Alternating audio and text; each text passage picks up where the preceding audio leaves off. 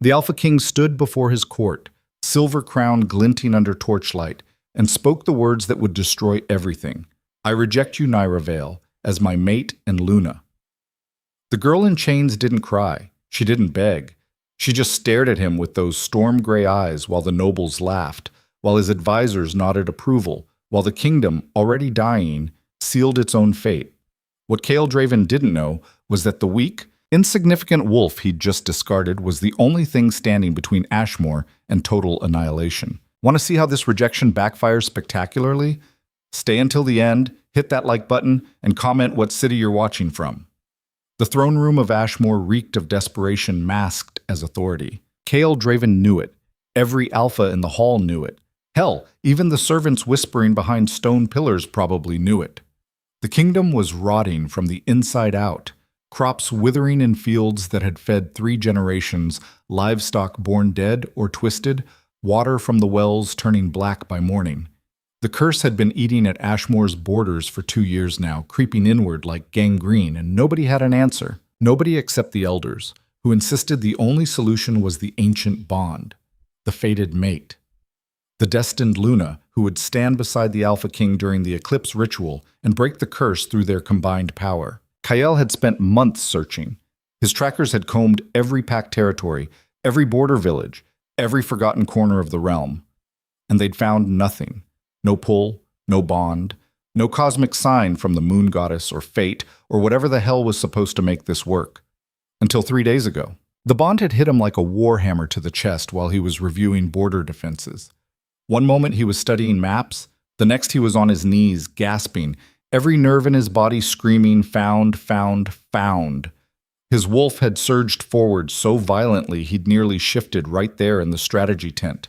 His second Marcus had organized the retrieval immediately, sent riders to the southern marshlands where the bond had pulled. Kael had waited, pacing his chambers like a caged animal, while that golden thread in his chest grew stronger with every passing hour. He'd expected someone remarkable, someone powerful, someone who looked like they could stand beside an Alpha King and command respect. What walked through his doors was a ghost. Naira Vale was small, not delicately small, but malnourished small. Her dark hair hung in tangled ropes past shoulders that seemed too narrow to carry anything of weight.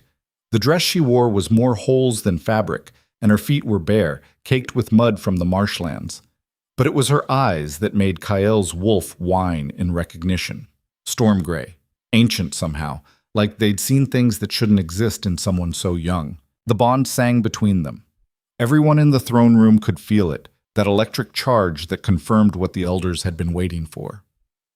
"This is her!" Lord Castor's voice dripped with disdain. The head of Kael's council stood to the right of the throne, silver-haired and sharp-featured, looking at Naira like she was something unpleasant stuck to his boot. "This is the fated Luna who's supposed to save the kingdom?" Kael said nothing. His wolf was throwing itself against his control, demanding he go to her, protect her, claim her. But his mind, his rational, strategic mind, was cataloging everything wrong with this situation. She was weak. Obviously. Her scent barely registered as wolf. No pack affiliation, which meant either rogue or omega stock. Definitely no training, no education, no political value. The nobles were already murmuring, some laughing behind their hands. "Your Majesty." Marcus appeared at his shoulder, voice low. "The bond is confirmed." The elders felt it the moment she crossed the threshold. "I know what I felt," Kael snapped. Elder Theron stepped forward, ancient and bent, his ceremonial robe sweeping the stone floor. "The eclipse is in 14 days, Alpha King. The ritual requires both parties willing and bonded. The curse will not wait for your comfort." Naira hadn't moved since entering the hall. She stood in the center of the room, guards on either side, looking at nothing in particular. Not afraid, not defiant, just absent. Like her body was present, but everything important had retreated somewhere else. "Bring her forward," Kael ordered. The guards pushed her. She stumbled but didn't fall, bare feet making soft sounds against the cold stone as she approached the throne. She didn't bow, didn't lower her eyes, just stood there, 5 feet from the Alpha King, and waited. The bond pulled harder. Kael's fingers dug into the armrests of his throne. What's your name? He asked, though he already knew. Naira. Her voice was quiet, but not timid. Rough, like it hadn't been used much. Where's your pack? Don't have one. Family? Dead. Castor laughed, sharp and ugly. Perfect. A nobody from nowhere with nothing. Exactly the Luna Ashmore needs in its darkest hour. Several nobles joined the laughter. Kale's jaw tightened. Can you shift? He asked Naira. She hesitated. Sometimes. Sometimes? Castor's voice rose in mock disbelief. She can't even shift properly. This is what fate provides? Lord Castor, Marcus started. No, let him speak, Kael interrupted. He leaned forward, studying Naira's face. Show me. Shift now. Naira's eyes finally moved, meeting his directly. For a moment, something flickered there. Not fear, but something colder. Calculation, maybe. Or resignation. I can't, she said simply. Can't or won't. Does it matter? The hall erupted in outrage. Guards stepped forward. Castor was shouting about disrespect. Even Marcus looked uncomfortable. But Kael just kept staring at the strange, broken girl who was supposed to be his salvation and felt his control cracking. Your Majesty, Theron's papery voice cut through the noise. The bond is undeniable. Whatever her current state, the moon goddess has chosen. The moon goddess, Kael interrupted, voice sharp as broken glass, seems to have a poor understanding of leadership requirements. Naira's expression didn't change, but something in her eyes dimmed, like a light going out. For 2 years I've watched this kingdom die, Kael continued, rising from his throne. The room fell silent. I've held the hands of farmers whose children starved because the crops rotted. I've executed looters who killed for scraps.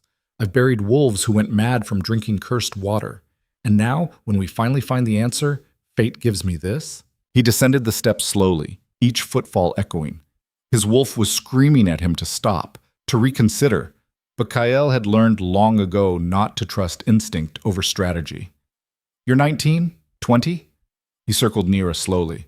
She turned her head to track him but didn't move otherwise. No pack, no training, can barely shift. Tell me, Naira, what exactly do you bring to this bond besides a cosmic coincidence? Nothing. Her voice was flat. I bring nothing. At least she's honest, Castor muttered, drawing scattered laughter. Kael stopped in front of her again. The bond was a living thing now, wrapping around his ribs, squeezing. His wolf was howling, but he looked at this girl, this weak, powerless girl, and thought about everything riding on the eclipse ritual, the entire kingdom, thousands of lives, his legacy, his duty.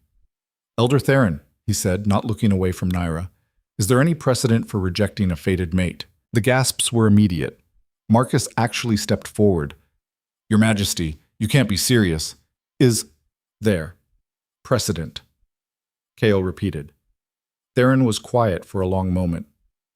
It has been done, rarely. The consequences are severe for both parties.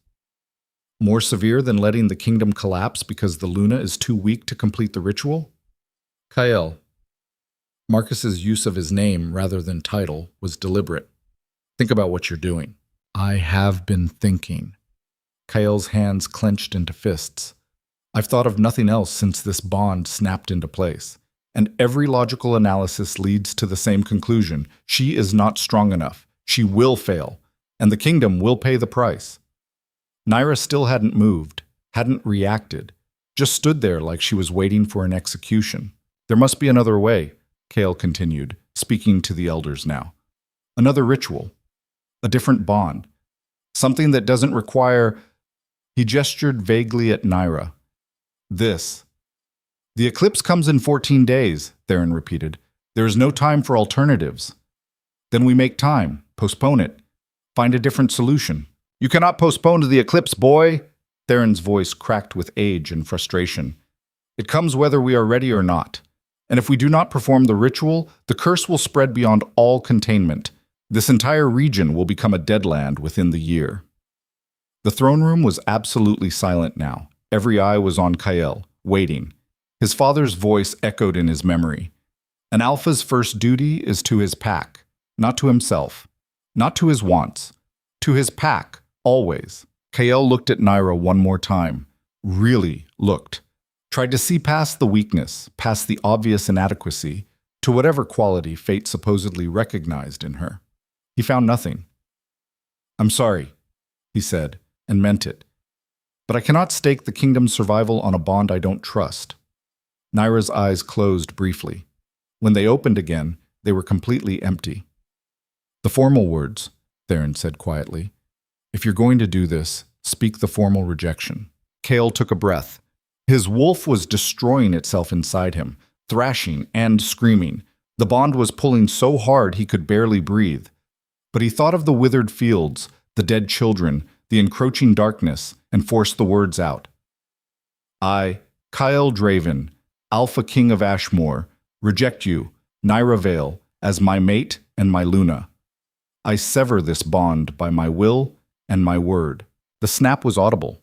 Not just to him, to everyone in the hall, like a rope pulled too tight finally breaking. Kael staggered, pain exploding through his chest. His wolf went silent, not dead, but absent, hollow. Naira didn't make a sound, didn't cry out, didn't collapse. She just stood there, swaying slightly, while blood started dripping from her nose. "Take her to the holding cells," Kael heard himself say. His voice sounded distant, filtered through water. "Make sure she's comfortable. Fed. We'll arrange transport back to wherever she came from once the eclipse has passed." "Your Majesty," Marcus sounded shaken. "The rejection, there will be consequences. I'm aware." Kael climbed back up to his throne on legs that didn't quite work right. "Lord Castor, assemble your best researchers. I want every alternative ritual, every historical precedent, every possible solution on my desk by tomorrow." "Of course, Your Majesty." Castor was smiling, actually smiling. "I'm sure we'll find something much more suitable." The guards moved toward Naira. She didn't resist as they placed silver chains on her wrists, silver that should have burned any wolf but seemed to barely affect her. As they led her toward the rear exit, she turned her head once, looking back at Kael. He expected anger, tears, accusation, something human. What he saw was worse. She looked at him the way someone looks at a stranger who bumped into them in the street. Insignificant, already forgotten. Then she was gone, and Kael was left on his throne, feeling the hollow space where his wolf used to sing, while the court erupted into excited chatter about alternatives and solutions and possibilities. Elder Theron remained behind, standing at the base of the throne steps, looking up at Kael with an expression that might have been pity. "You've made a terrible mistake, young king," he said quietly. "I've made the only rational choice," Kael replied. "Rationality." Theron shook his head slowly. "Tell me, has rationality ever broken a curse?" He left before Kael could answer. The holding cells beneath the castle were dark, damp, and smelled of mold and old fear.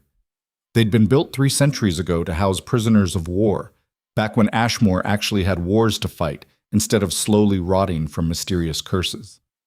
Naira sat on the stone bench, chains pooling in her lap, and stared at the wall. She felt nothing. That was good. Feeling nothing was better than feeling everything, which is what had happened in the throne room when the bond snapped. For exactly 3 seconds, she'd felt like her entire body was being torn apart from the inside while simultaneously burning alive. Then it stopped. And now, nothing. A guard brought food an hour later. Bread that was mostly hard, some kind of meat that might have been chicken, and water that tasted vaguely of metal. He didn't look at her, just shoved the tray through the slot and left. Naira didn't touch it. She closed her eyes and reached inside herself, to the place she'd learned to hide things. The place where everything important lived because the outside world was too dangerous to let anything show. The power was still there, dormant, locked down, exactly where she'd kept it since she was 14 and figured out that showing strength only brought worse trouble. It pulsed gently against her awareness, like a heartbeat, patient and eternal. The rejection hadn't touched it. If anything, it felt stronger now, clearer, like something that had been tangled was finally straightening out. Naira opened her eyes and looked at the silver chains. They were supposed to burn. Every wolf knew that. Silver against skin meant pain, weakness, eventual death if exposure lasted long enough. She felt the metal cool against her wrists and nothing else. Voices echoed from somewhere above. Laughter. The guards probably, sharing jokes and food while their shift dragged on. Normal people doing normal things, completely unaware that the girl in the cell below could hear their heartbeats from here if she focused. The curse was in the walls. Nira could feel it, black and oily, seeping through the stone like infection through tissue. It was everywhere in this castle, this kingdom, growing, spreading, hungry. It recognized her. She could feel its attention, curious and malevolent, pressing against the edges of her awareness. And she recognized it right back. Naira pulled her knees to her chest, wrapped the chains around her hands more tightly, and started to laugh. Quiet at first, then harder, until her shoulders shook and tears leaked from the corners of her eyes. The Alpha King had rejected her to save his kingdom. He just guaranteed its destruction. The irony was almost beautiful. Bedset. 3 days passed. Kale threw himself into work with the desperate focus of someone trying to outrun their own thoughts. He met with the researchers Castor had assembled, scholars who pored over ancient texts looking for alternative rituals. He consulted with the elders, who remained maddeningly insistent that the fated bond was the only solution. He reviewed border reports that grew worse by the hour. The curse had accelerated, spreading faster now, like it knew time was running out. At night, he dreamed of storm-gray eyes. His wolf was gone. Not dead. Kale could still sense it, distant and cold, separated by the chasm the rejection had carved between them. Sometimes he thought he heard it howling, far away. A sound of pure anguish that made him wake up with his chest tight and his hands shaking. Marcus noticed? Of course Marcus noticed. His second had known him since they were children, had fought beside him through every challenge to his authority, every political minefield, every impossible decision. "You look like hell," Marcus said on the fourth morning, when Kyle appeared in the strategy room having not slept. "Progress report," Kyle said instead of responding. Marcus sighed but pulled out his notes. "The curse reached Milltown last night. Population 300. We're evacuating the survivors to the inner territories, but..." He paused. "Most won't make it. The curse is in their blood now." Kale's hands clenched on the table edge. "Castor's research? Nothing viable. Every alternative ritual requires either years of preparation or power sources we don't have access to. The consensus is..." Marcus hesitated. "Say it." "The consensus is that the fated bond was our only real chance, and you rejected it." "I rejected a girl who couldn't shift on command and had no discernible power." "What exactly was she supposed to contribute to a ritual that requires combined alpha strength?" "I don't know." Marcus's frustration finally broke through. "Maybe that's the point. Maybe we're not supposed to know. Maybe fate doesn't work on our timeline or our logic, and we're meant to just..." He stopped himself, breathing hard. Kale stared at his oldest friend. "Just what? Trust? Have faith? Watch the kingdom burn because destiny said so?" "You're hurting." Marcus's voice softened. "I can see it. The rejection is tearing you apart." "I'm fine." "You're not. You wake up screaming. You can't shift anymore. Don't think I haven't noticed. Your wolf is gone, Kale. You rejected your mate, and now you're barely holding yourself together." "But I'm still holding." Kale straightened, forcing steel into his spine. "And I'll keep holding until we find a solution that doesn't rely on cosmic coincidence and a powerless girl." Marcus looked at him for a long moment. "Have you even checked on her?" "Why would I?" "Because despite the rejection, she's still here, still your responsibility. And according to the guards, she hasn't eaten anything in 4 days." Something cold settled in Kale's stomach. "What?" "She's just sitting there, won't talk, won't eat, won't move unless forced to. They're worried she's trying to die." Kale turned away, looking out the window at the gray morning. In the distance, he could see the edges of the cursed lands, a dark smudge against the horizon that grew larger every day. "That's her choice," he said. "Is it? Or is it a consequence of being publicly humiliated, rejected, and imprisoned by someone who was supposed to be her mate?" "I didn't imprison her. I told them to make her comfortable." "She's in a cell, Kale, with chains. How comfortable do you think that is?" Kale's jaw tightened. "What do you want me to do? Apologize? Take it back? The rejection is done. The bond is severed. Moving backward won't save the kingdom." "Maybe not." Marcus gathered his papers. But it might save what's left of your humanity. He left before Kale could respond. Nira didn't know what day it was anymore. Time worked differently down here, in the dark. The guards came and went. She'd learned to tell them apart by footsteps. Heavy boots meant the older one who smelled like tobacco. Light, quick steps meant the younger one who was scared of her for reasons she didn't understand. They kept bringing food. She kept not eating it.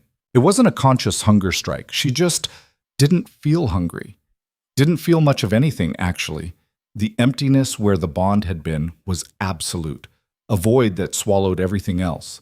But the power was there, growing stronger. Nira could feel it now, coiled in her center like a sleeping serpent. Every day in the dark, every hour spent in silence, it unfurled a little more. She started to notice things. The way the curse moved through the walls, its patterns, its rhythm, the sound of heartbeats 3 floors above, the exact moment, down to the second, when the eclipse would arrive. And something else, something the curse itself was whispering, in a language older than words. You're not broken, it seemed to say.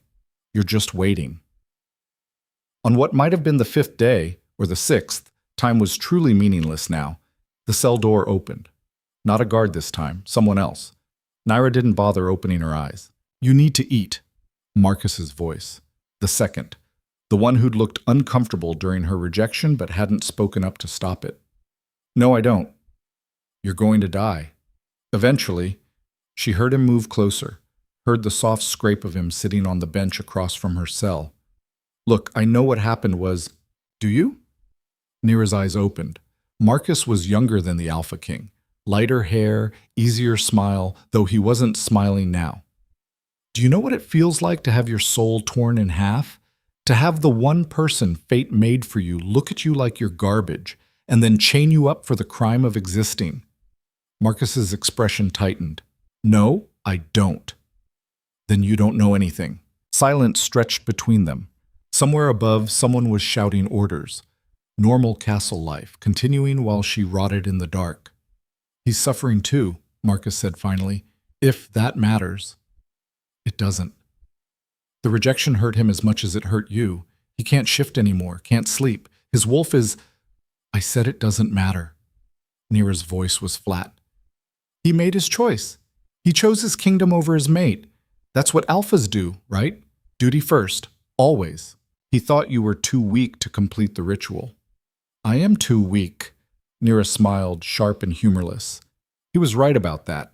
The version of me he saw couldn't save a drowning kitten, let alone a cursed kingdom. Marcus frowned. The version you showed him, you mean? Nira said nothing. Why? Marcus leaned forward. If you have power, if you're stronger than you appeared, why hide it? You could have shown him, could have proven... Proven what? Nira interrupted. That I was worthy? That I deserved not to be rejected? She laughed, bitter. You don't understand how this works. Power doesn't make you safe. It makes you useful. And useful just means a different kind of cage. That's not... I've been caged my whole life. Nira stood up, chains dragging. She walked to the cell bars, close enough that Marcus could see her face in the dim light. Different masters, same chains. They see what you can do and they take it, use it, drain you dry and move on to the next resource. So yes, I hid what I was, because the alternative was being used until there was nothing left. She gripped the bars. The silver should have burned. Marcus's eyes widened when it didn't. Your Alpha King rejected me because I was useless, Nira continued quietly. And you know what? He's right. I am useless. To him, to this kingdom, to everyone who sees power as something to exploit. Her smile was ghosts and broken glass. But that doesn't mean I'm powerless. Marcus stood slowly. What are you? Wouldn't you like to know? Nira, tell your king something for me. She released the bars, stepping back. The eclipse is coming. 9 days now. And when it arrives, everyone's going to find out what happens when you reject the only thing that could save you. Is that a threat? It's a fact. Nira returned to her bench, sitting down in one smooth motion. I'm not going to stop the curse. Why would I? This kingdom rejected me. Its king discarded me. Let it burn. Let them all burn. I'll walk out of here when the walls come down and I won't look back. Marcus stared at her for a long moment. You don't mean that. Don't I? You're hurt. Angry. I understand. You understand nothing. Naira's voice went cold. Now leave. Take your pity somewhere else. I'm done with this conversation. Marcus opened his mouth, closed it, then turned and walked away. The cell door clanged shut. His footsteps faded. Naira listened until she couldn't hear him anymore, then closed her eyes and reached inside again to where the power lived. It purred like a satisfied cat, stretching and growing, feeding on the curse, on the rejection, on every ounce of pain and rage she'd swallowed down. 9 days until the eclipse. 9 days until everything changed. She could wait. Marcus didn't go straight back to Kael. Instead, he found himself in the castle library, pulling dusty volumes about mate bonds and rejections that nobody had bothered to read in decades. Most of it was useless, flowery poetry about souls intertwining, warnings about the sacred nature of fated pairs.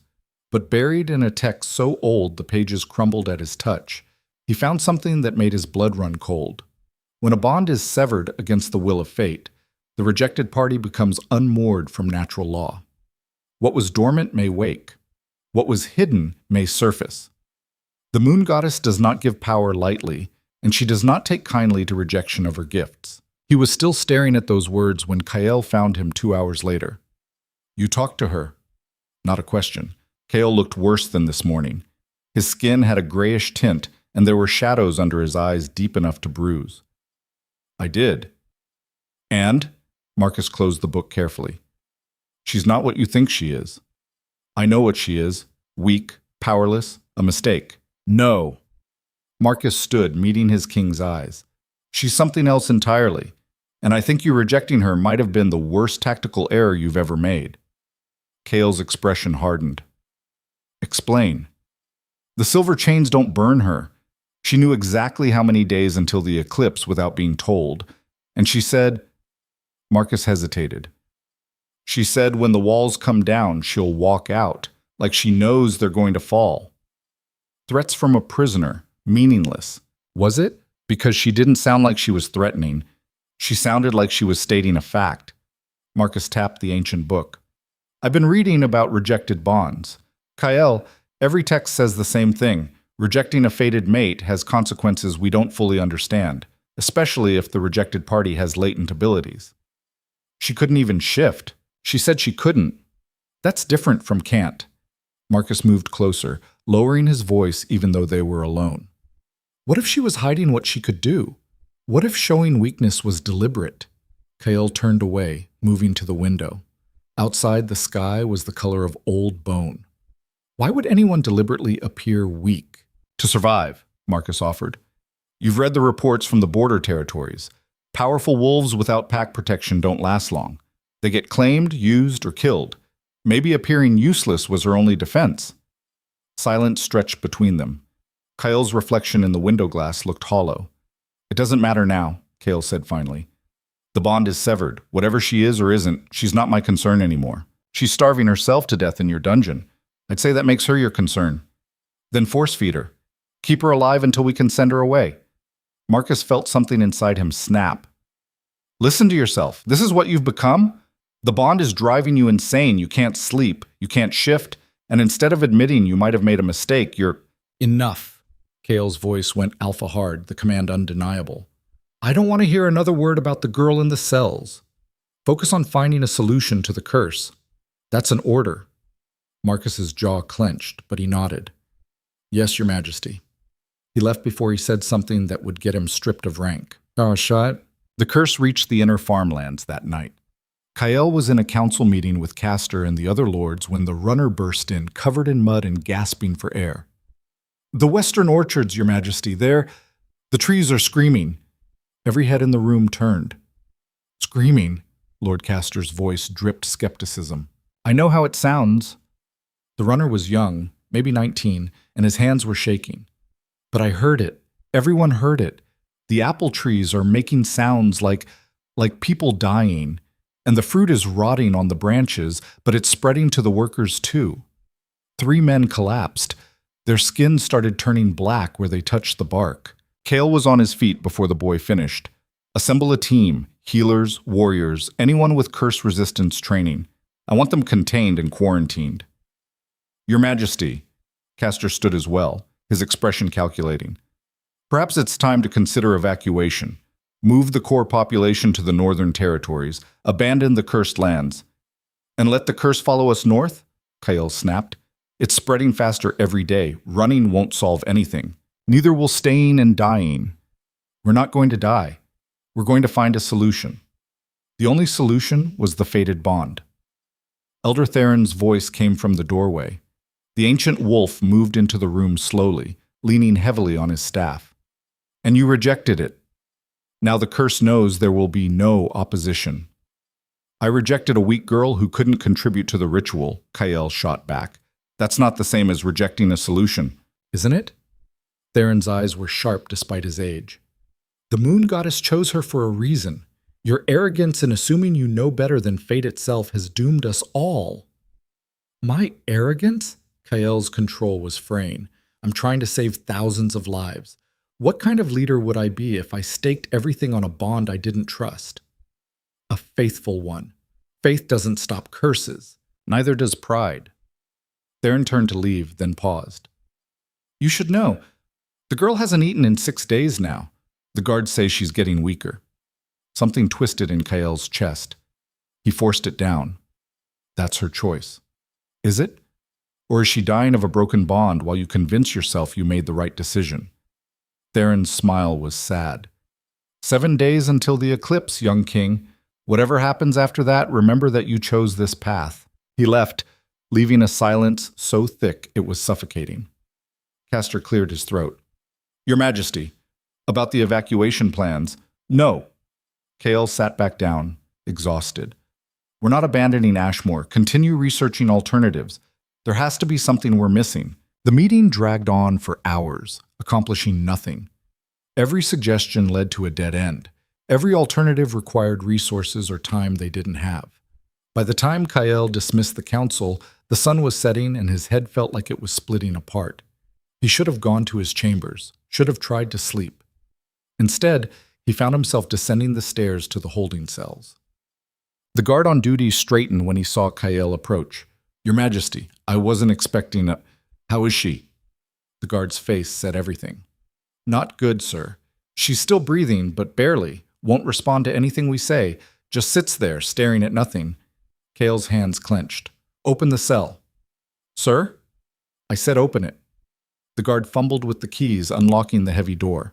It swung open with a rusty shriek, and Kael stepped inside. Nero was exactly where Marcus had described, sitting on the stone bench, chains pooled around her, staring at the wall. But Marcus hadn't mentioned how thin she'd gotten. Her cheekbones stood out sharp, and her wrists were skeletal where the silver wrapped around them. Leave us, Kael ordered the guard. Your Majesty, regulations say...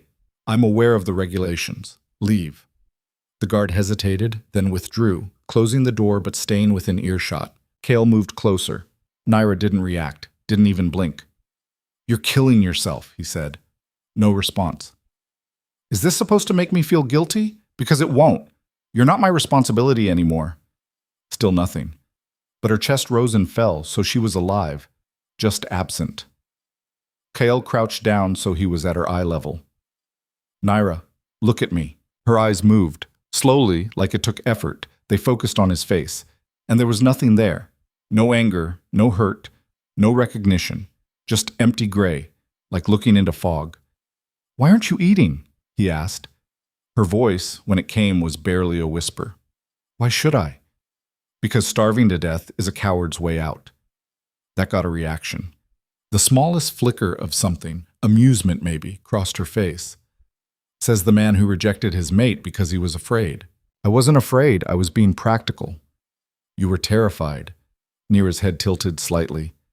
Terrified that I wasn't enough. That fate made a mistake. That you'd fail your kingdom if you trusted the wrong person. Her smile was broken glass. So yes, you were afraid. And you're still afraid. I can smell it on you. Kael's jaw tightened. I came here to make sure you weren't dead. How noble. Eat something, please. Why? Naira's eyes drifted away from him, back to the wall. So I can live long enough to be shipped away and forgotten? So you can feel better about what you did? No thanks. I'd rather just stop. That's not... Kael stopped himself, breathing hard. The hollow space where his wolf should be ached. Marcus said you threatened the kingdom. Said you'd let it burn. I didn't threaten anything. I just stated a fact. What fact? Nira was quiet for so long Kael thought she wouldn't answer. Then, the curse is feeding on rejection, on broken bonds, severed ties, trust destroyed. You rejected the one thing that could heal it, and now it's growing stronger every hour. In 7 days, when the eclipse comes, it won't just spread anymore. It'll consume. Everything. Everyone. She finally looked at him again. And I'm going to watch it happen. You could stop it. Could I? Her laugh was hollow. You said I was too weak, too useless. Why would you believe me now? Kael struggled for words. If you have power, if you can help, why hide it? Why let people die? Because they're not my people. Nira's voice went flat. This isn't my kingdom. You're not my alpha. You made that very clear when you rejected me in front of your entire court. So why should I save any of you? Because it's the right thing to do, right? Nira's eyes flashed, the first real emotion he'd seen. You want to talk about right? Let me tell you what's right. What's right is a mate bond being honored. What's right is not being publicly humiliated and chained up for the crime of existing. What's right is... Her voice cracked. What's right doesn't exist in this world. Only power, only survival, and I'm done pretending otherwise. Kael stood, stepping back. If you won't help, then you're just as guilty as the curse itself. Good. Nira closed her eyes. Let me be guilty. Let me be the villain. At least then I'll be something other than weak. Kael stared at her for a long moment, this strange, broken girl who was somehow his mate, and somehow his enemy, and somehow the key to everything falling apart. I'm sorry, he said quietly. For what it's worth, I'm sorry. Nira didn't respond, didn't move. Just sat there like a statue, slowly dying in the dark. Kael left before he did something stupid, like try to take it back. But sleep wouldn't come. Kael lay in his bed, staring at the ceiling, while Nira's words echoed in his head. The curse is feeding on rejection, on broken bonds. At midnight, he gave up and went back to the library. Pulled every book about curses, about bonds, about the eclipse ritual, read until his eyes burned and his head pounded, and found it. Hidden in a text about ancient magic, a single paragraph that made his heart stop. The wasting curse feeds on discord and separation. It grows in the spaces between what should be joined. The only cure is unity restored, not forced, not faked, but genuine reconciliation of severed ties. Without this, the eclipse will amplify the curse 100-fold, spreading it across the continent within weeks. Kael read it 3 times, then a 4th. Unity restored, reconciliation of severed ties, the mate bond. He'd rejected Nira thinking it would free him to find another solution. Instead, he'd fed the curse exactly what it needed to grow. His hand shook as he closed the book. 7 days. 7 days to fix what he'd broken, convince a dying girl to trust him again, and somehow restore a bond that shouldn't be restorable. 7 days to save the kingdom by admitting he'd been catastrophically wrong. Nira felt the shift before anyone else. The curse changed, grew, not slowly anymore, but surging like a wave building before it crashes. She could feel it through the walls, through the stone, through the very air. It was getting ready. 7 days until the eclipse. 7 days until it would explode outward and consume everything in its path. Part of her, the angry, hurt part, wanted to let it happen. Wanted to watch Kael's kingdom burn for what he'd done to her. But there was another part, smaller and quieter, that remembered who she'd been before the world taught her to hide. The girl who healed injured animals in the marsh. The girl who sang to the moon and believed in good things. That girl was dying along with her body, starving away in the dark.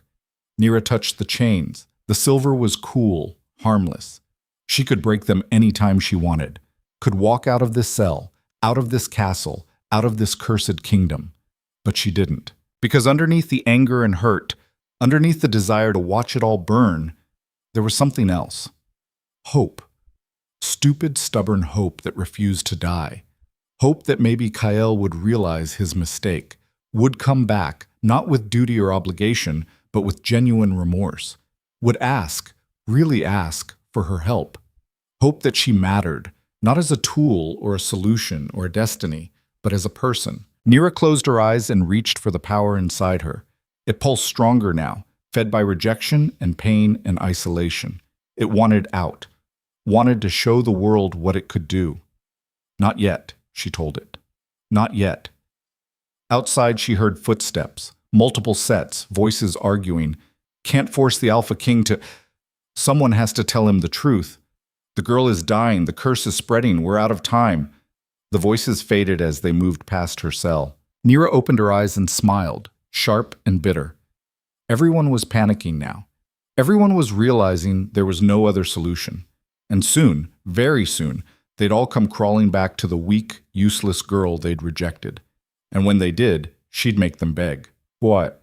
Day 6 before the eclipse. The curse took the eastern quarter of the city overnight. 300 people woke up screaming as their homes turned black and rotted around them. The evacuation was chaos. Families fleeing with whatever they could carry, children crying, old wolves collapsing in the streets. Kyle stood on the battlements and watched his kingdom die. Marcus appeared beside him. The council wants to meet. Castor is pushing for full evacuation now. Let him push, we're not running. Then what are we doing? Because sitting here watching people die isn't much of a plan. Kale turned to face his second. I found something, last night in the archives. The curse feeds on broken bonds, specifically, he swallowed, specifically on rejected mate bonds. Marcus went very still. You're saying... I'm saying I made it worse. The rejection didn't free me to find another solution. It fed the curse exactly what it needed to grow. Kale's laugh was bitter. I tried to save the kingdom and instead guaranteed its destruction. Then fix it. How? You can't unreject someone. The bond is severed, even if I wanted to take it back. Do you? Marcus interrupted. Want to take it back? Kyle thought about storm-gray eyes. About a girl dying in a cell because he'd chosen duty over faith. About the hollow ache where his wolf used to be. I don't know, he admitted. Every logical part of me says she's wrong for this, but logic has failed us at every turn. Maybe that's the point. Marcus gripped his shoulder. Maybe the solution isn't logical. Maybe it's not supposed to be. Maybe fate doesn't work on our terms. She hates me. Probably. Can you blame her? No. Kale rubbed his face. Even if I wanted to fix this, she's dying. She won't eat, won't talk to anyone. How am I supposed to restore a bond with someone who wants to die? The same way you fix any broken thing. Honestly, humbly, and with a lot of groveling. Kyle almost smiled. Almost. If I do this, if I try, there's no guarantee it'll work. Is there a guarantee if you don't? Fair point. Below them, another building collapsed into black rot. More screaming, more death. 6 days. Kale took a breath. Assemble the elders. I need to know if a rejected bond can be restored. Already done. They're waiting in the throne room. Of course they are. Kale headed for the stairs. How long have they been waiting? Since you rejected her 6 days ago. Marcus's voice followed him down. They knew you'd come around eventually.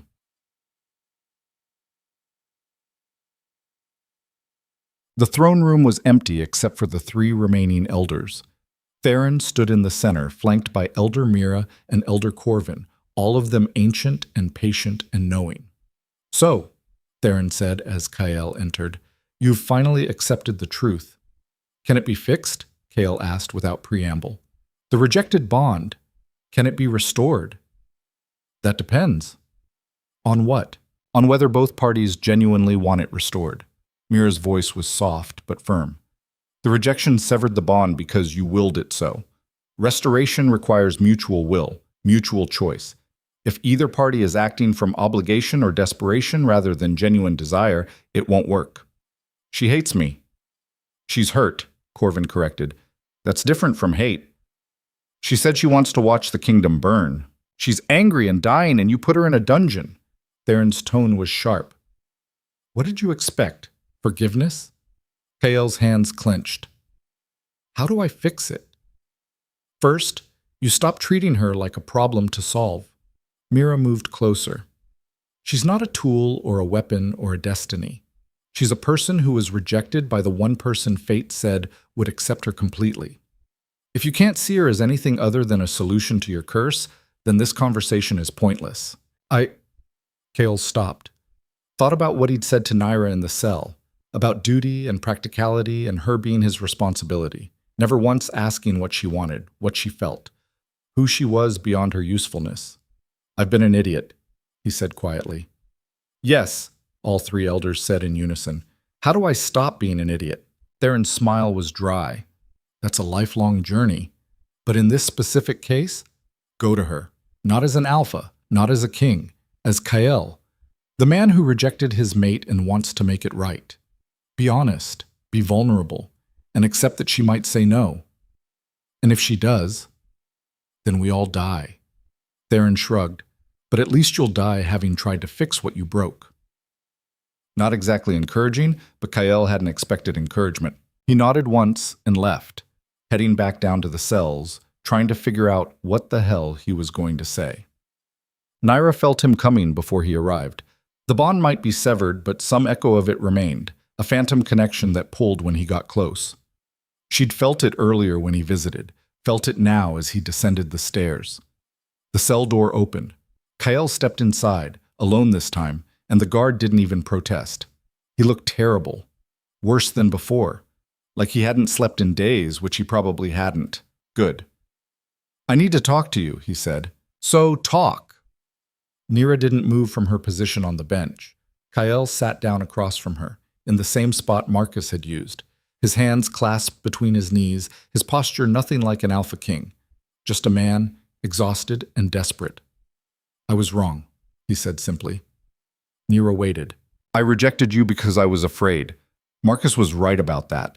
I looked at you and saw weakness, and that terrified me because I needed strength. I needed certainty. I needed something that made sense in a world that was falling apart. He took a breath. But fear isn't a good reason to reject your mate, and I'm sorry. Are you sorry you rejected me, or sorry it made the curse worse? His jaw tightened. Both.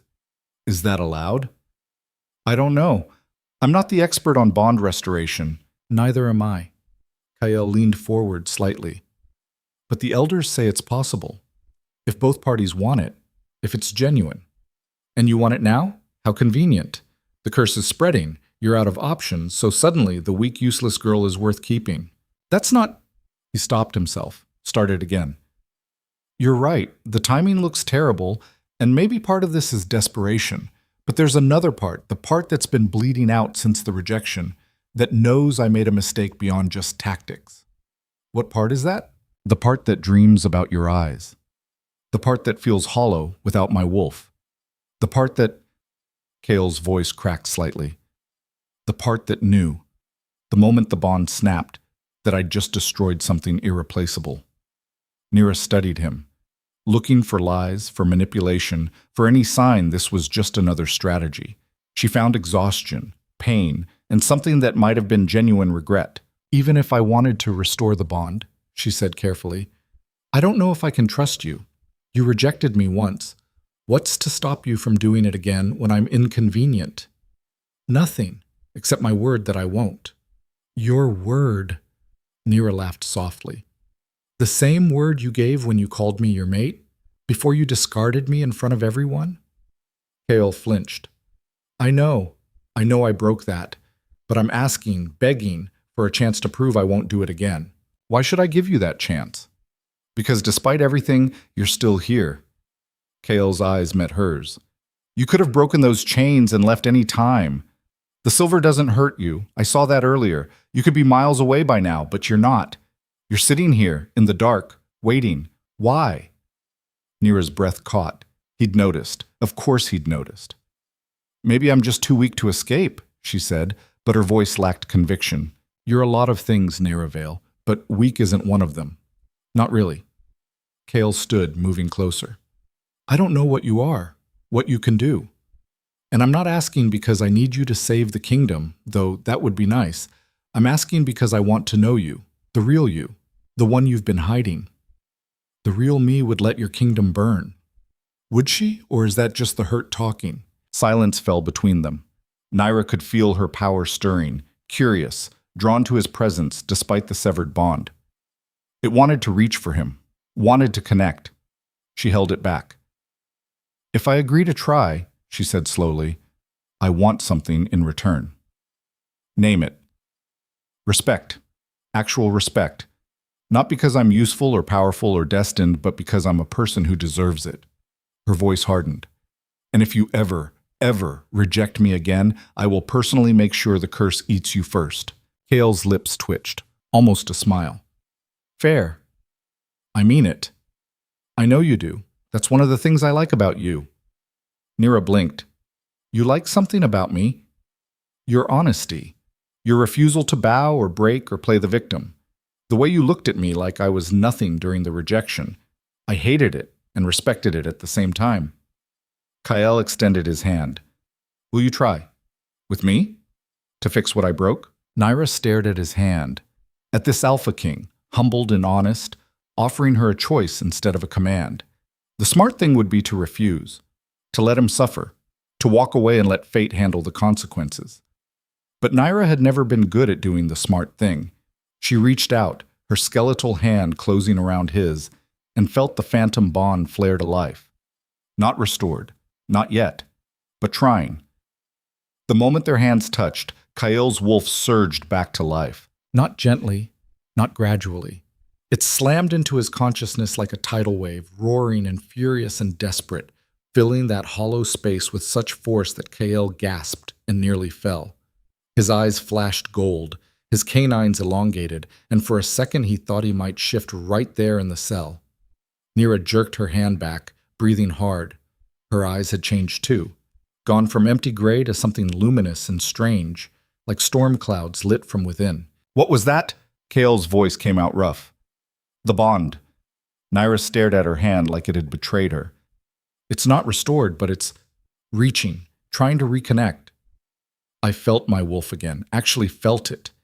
Kael pressed a hand to his chest where his heart was hammering. It's been silent since the rejection. Mine too. Nira's voice was barely above a whisper. I thought she was gone. They stared at each other in the dim cell, both of them shaken, both of them feeling something that had been dead suddenly clawing its way back to life. We need to tell the elders, Kael said. If the bond is trying to restore itself, they'll know what to do next. No. What? Nira stood, and the chains fell away from her wrists like they were made of paper. They hit the stone floor with a clang that echoed through the cell. Kael's eyes widened. You've been able to remove those the entire time? Obviously. Nira stretched, her movements stiff from days of not moving. You think Silver actually holds wolves who don't want to be held? Then why? Because leaving meant giving up, and I'm not a quitter. She moved past him to the cell door, testing it. Locked, but that clearly didn't bother her. We can't tell the elders yet, or anyone else. Why not? Nira turned to face him, and her expression was sharp. Because your inner circle wanted this rejection to happen. Kael went very still. Explain. You think it was coincidence that I showed up looking weak? That I was brought straight to the throne room without being cleaned up or prepared? Naira's laugh was bitter. Your second, Marcus, he's the only one who seems genuine, but Lord Castor, the way he pushed you to reject me, the way he had all those alternatives ready immediately? She shook her head. Someone wanted this bond severed, and I'm guessing they're not going to be happy about us trying to fix it. Kael's mind raced. He thought about Castor's immediate dismissal of Naira, the way his counsel had agreed so quickly that she was unsuitable, the convenient research that led nowhere. You think there's a conspiracy. I know there is, Naira crossed her arms. I've been sitting in this cell for 6 days listening to guards talk, hearing footsteps, conversations, arguments. The curse isn't just spreading randomly, it's being guided, directed towards specific areas while others are left untouched. That's impossible. The curse is ancient magic. Not what? Not controllable? Nira's eyes flashed. Everything's controllable if you know how, and someone in your castle knows how. Kael wanted to argue.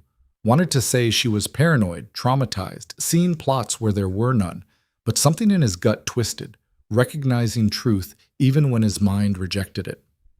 If you're right, he said slowly, then going to the elders could tip off whoever's behind this. Exactly. So what do you suggest? Naira smiled, sharp and dangerous. We play their game. Let them think I'm still dying, still useless. Meanwhile, you and I figure out who's controlling the curse and how to stop them. She paused. But first, I need food, real food, and a bath. I smell like death. Despite everything, Kyle almost laughed. I can arrange that. Without anyone knowing I'm functional again. That's harder. You're an alpha king. Figure it out. She was right. And irritating. And possibly the most dangerous person he'd ever met. Kyle was starting to understand why fate had chosen her. Getting Naira fed and cleaned without alerting the entire castle required more creativity than Kyle had exercised in years. He sent the guards away on false errands, claiming he needed privacy to meditate near the cells. Then he personally raided the kitchens during the night shift change, grabbing bread, cheese, dried meat, and a skin of water. The cook on duty gave him a strange look, but didn't question the Alpha King's midnight snack. Naira ate like someone who'd forgotten food existed. Slowly at first, then faster, tearing into the bread with an intensity that made Kale realize just how close to death she'd actually been. Slow down, he said. You'll make yourself sick. Don't care. But she did slow down, slightly, between bites. The bath? There's a servant's washroom 2 levels up. It's not used at night. Lead the way. They moved through the castle like ghosts, avoiding patrols and keeping to the shadows. Kyle had navigated these halls since childhood and knew every secret passage, every blind corner. Still, his heart hammered the entire time, expecting to run into Marcus or worse, Castor. The washroom was small but functional. Kyle waited outside while Naira cleaned up, listening to the sound of water, and trying not to think about what was happening on the other side of the door. When she emerged 20 minutes later, she looked like a different person. Her hair was still damp, hanging in dark waves instead of tangled ropes. The servant's clothes she'd found fit poorly, but were clean, and her face, without the grime and exhaustion, was striking in a way that made Kyle's newly restored wolf sit up and take notice. Better? He asked. Much. Naira wrung out her hair. Now what? Now we figure out who's betraying me. I can help with that. She started walking, not back toward the cells, but deeper into the castle. The curse leaves traces. I can follow them. Kyle caught up. Follow them where? To whoever's feeding it. You can sense the curse? I can do a lot of things. Nira glanced at him. You never asked what I was back in the throne room, just assumed I was weak. I'm asking now. She was quiet for a moment, navigating the corridors with surprising confidence for someone who'd been in a cell for days. Then, my mother was a healer, rare bloodline, powerful magic. She could cure anything, sickness, poison, curses. The Pax hunted her kind because that power could be used for more than healing. Used how? To kill, to curse, to corrupt. Nira's voice went flat. When I was 8, a Pack Alpha tried to force my mother to create a plague that would wipe out his enemies. She refused, so he killed her and took me instead, thinking a child would be easier to control. Kael's chest tightened. What happened? I learned to hide, to appear useless and weak so they'd leave me alone. Her smile was sharp.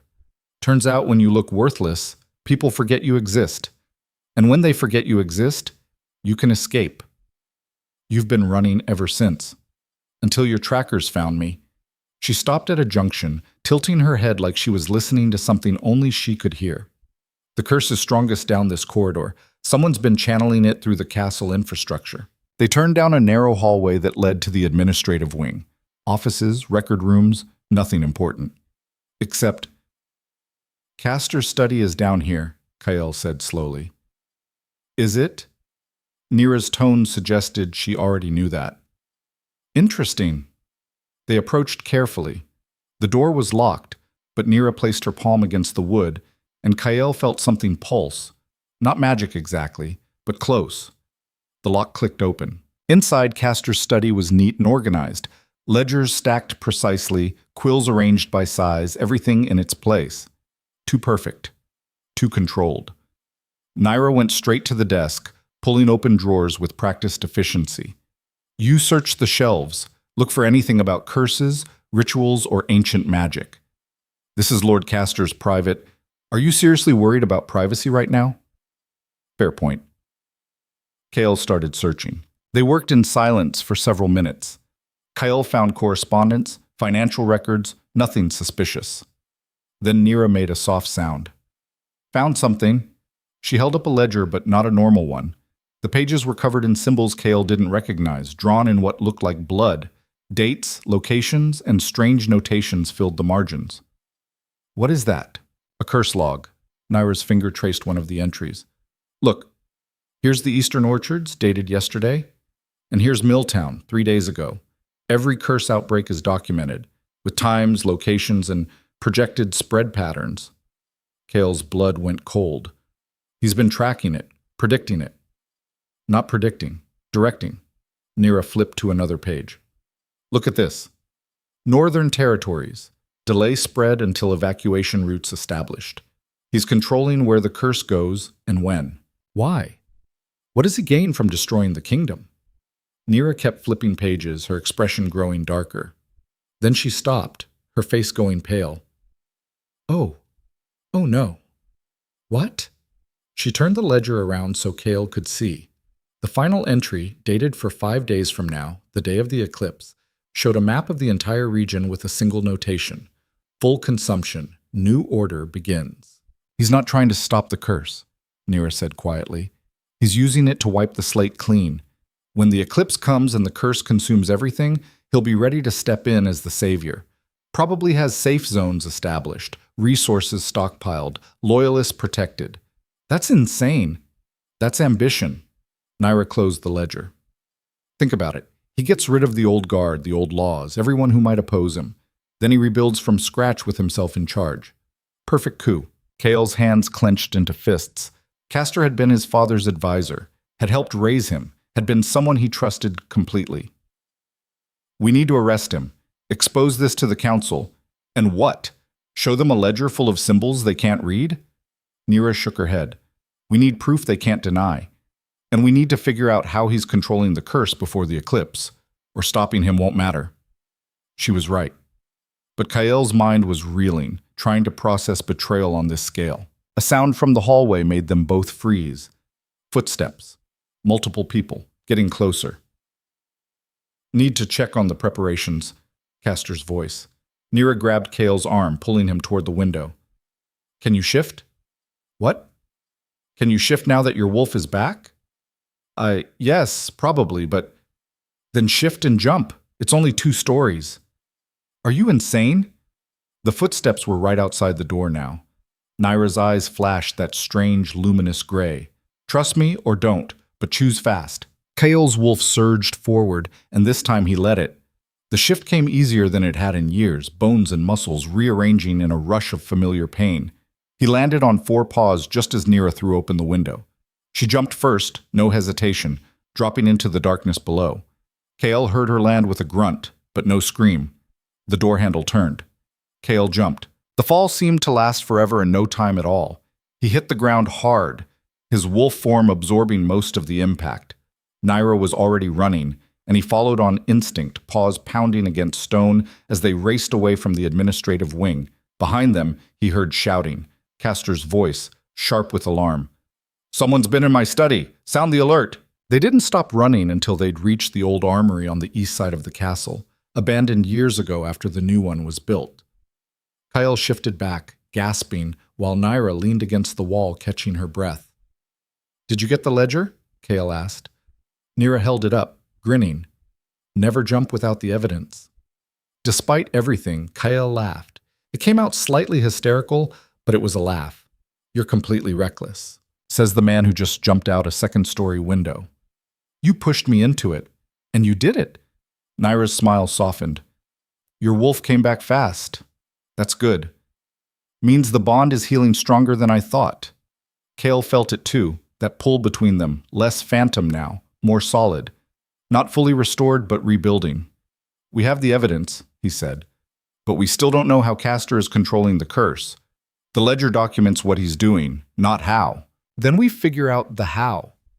Nira opened the ledger again, studying the symbols. These aren't random. They're a language. Old magic, pre-shift era. Give me time and I can translate them. How much time? More than we have. She closed the book with a snap. We need help. Someone who knows ancient magic and curse theory. The elders. Can we trust them? Good question. Kale thought about Theron's warnings, Mira's gentle wisdom, Corvin's steady presence. They'd been upset about the rejection, but hadn't seemed surprised by it, almost like they'd expected it to happen. I don't know, Kyle admitted, but they're our best option. Then we bring them the ledger and pray they're not part of Castor's plan. Dawn was breaking by the time they reached Elder Theron's chambers. The old wolf lived in the eastern tower, away from the main castle traffic, surrounded by books and scrolls that smelled of age and dust. Kyle knocked. No response. He knocked harder. The door opened to reveal Theron looking surprisingly alert for someone who should have been asleep. I was wondering when you'd figure it out. You knew? Kale's voice rose. You knew about Castor and didn't... Come inside before you wake the entire castle. Theron stepped back, letting them enter. His chambers were exactly what Kyle expected. Floor-to-ceiling books, artifacts on shelves, candles burning even though sunrise was minutes away. Mira and Corvin were already there, sitting at a small table drinking tea, like this was a normal morning. Of course they're here, Nira muttered. Sit. Mira gestured to empty chairs. You both look terrible. We've had a long night, Kyle said. You knew about Castor's conspiracy? We suspected. Corvin poured tea for them without asking. The curse's pattern was too controlled, too precise. Natural magic doesn't work that way. And you didn't think to tell me? Would you have believed us? Theron asked. Before tonight, before the bond started healing, would you have trusted our word over Castor's? Kale's jaw clenched because the answer was no. A week ago, he would have dismissed any accusation against Castor as elder paranoia. Nira placed the ledger on the table. We have proof, but we need help translating it. Mira opened the book, her expression growing grim as she scanned the pages. Old tongue, curse notation, these symbols here, she tapped one. They're anchor points, places where he's embedded curse vessels to channel and direct the magic. Can we destroy them? Kale asked. Not without knowing where they are. The ledger gives dates and effects, but not physical locations. Mira kept reading. But this notation here, on the eclipse page, he's planning something massive, a ritual to amplify the curse 1,000-fold. We figured that part out, Nira said. How do we stop it? You can't. Not directly. Corvin leaned forward. But you can counter it.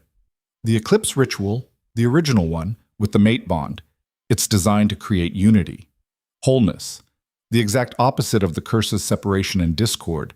If you complete the ritual, it will neutralize Castor's amplification.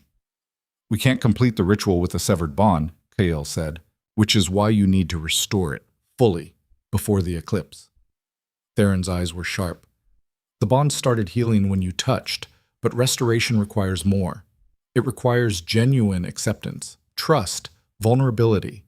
Nira shifted uncomfortably. We barely know each other. Then you have 5 days to change that. Mira closed the ledger.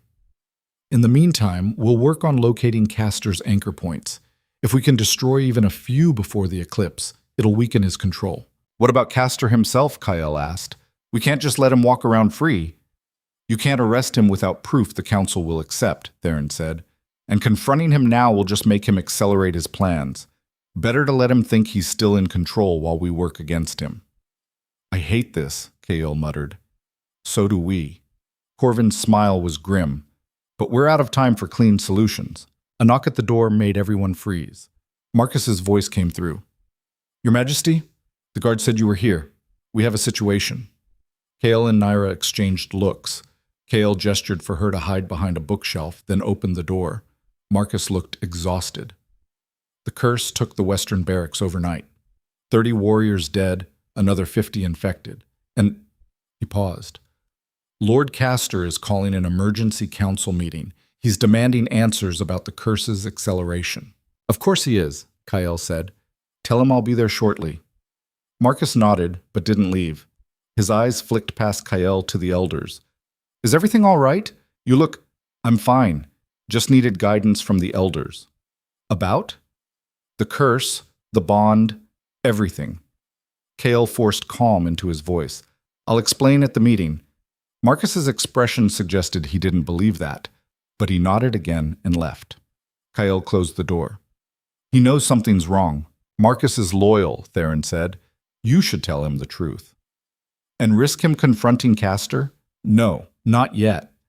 Kael turned to Naira, who'd emerged from behind the bookshelf. You need to stay here, hidden. If Castor knows you're functional again, he'll know his plan is compromised, Naira finished. Fine, but I'm not sitting still. The elders and I will work on finding those anchor points. Can you actually help with that? Kael asked. Naira's smile was sharp. I told you, I'm a healer. That means I can sense sickness.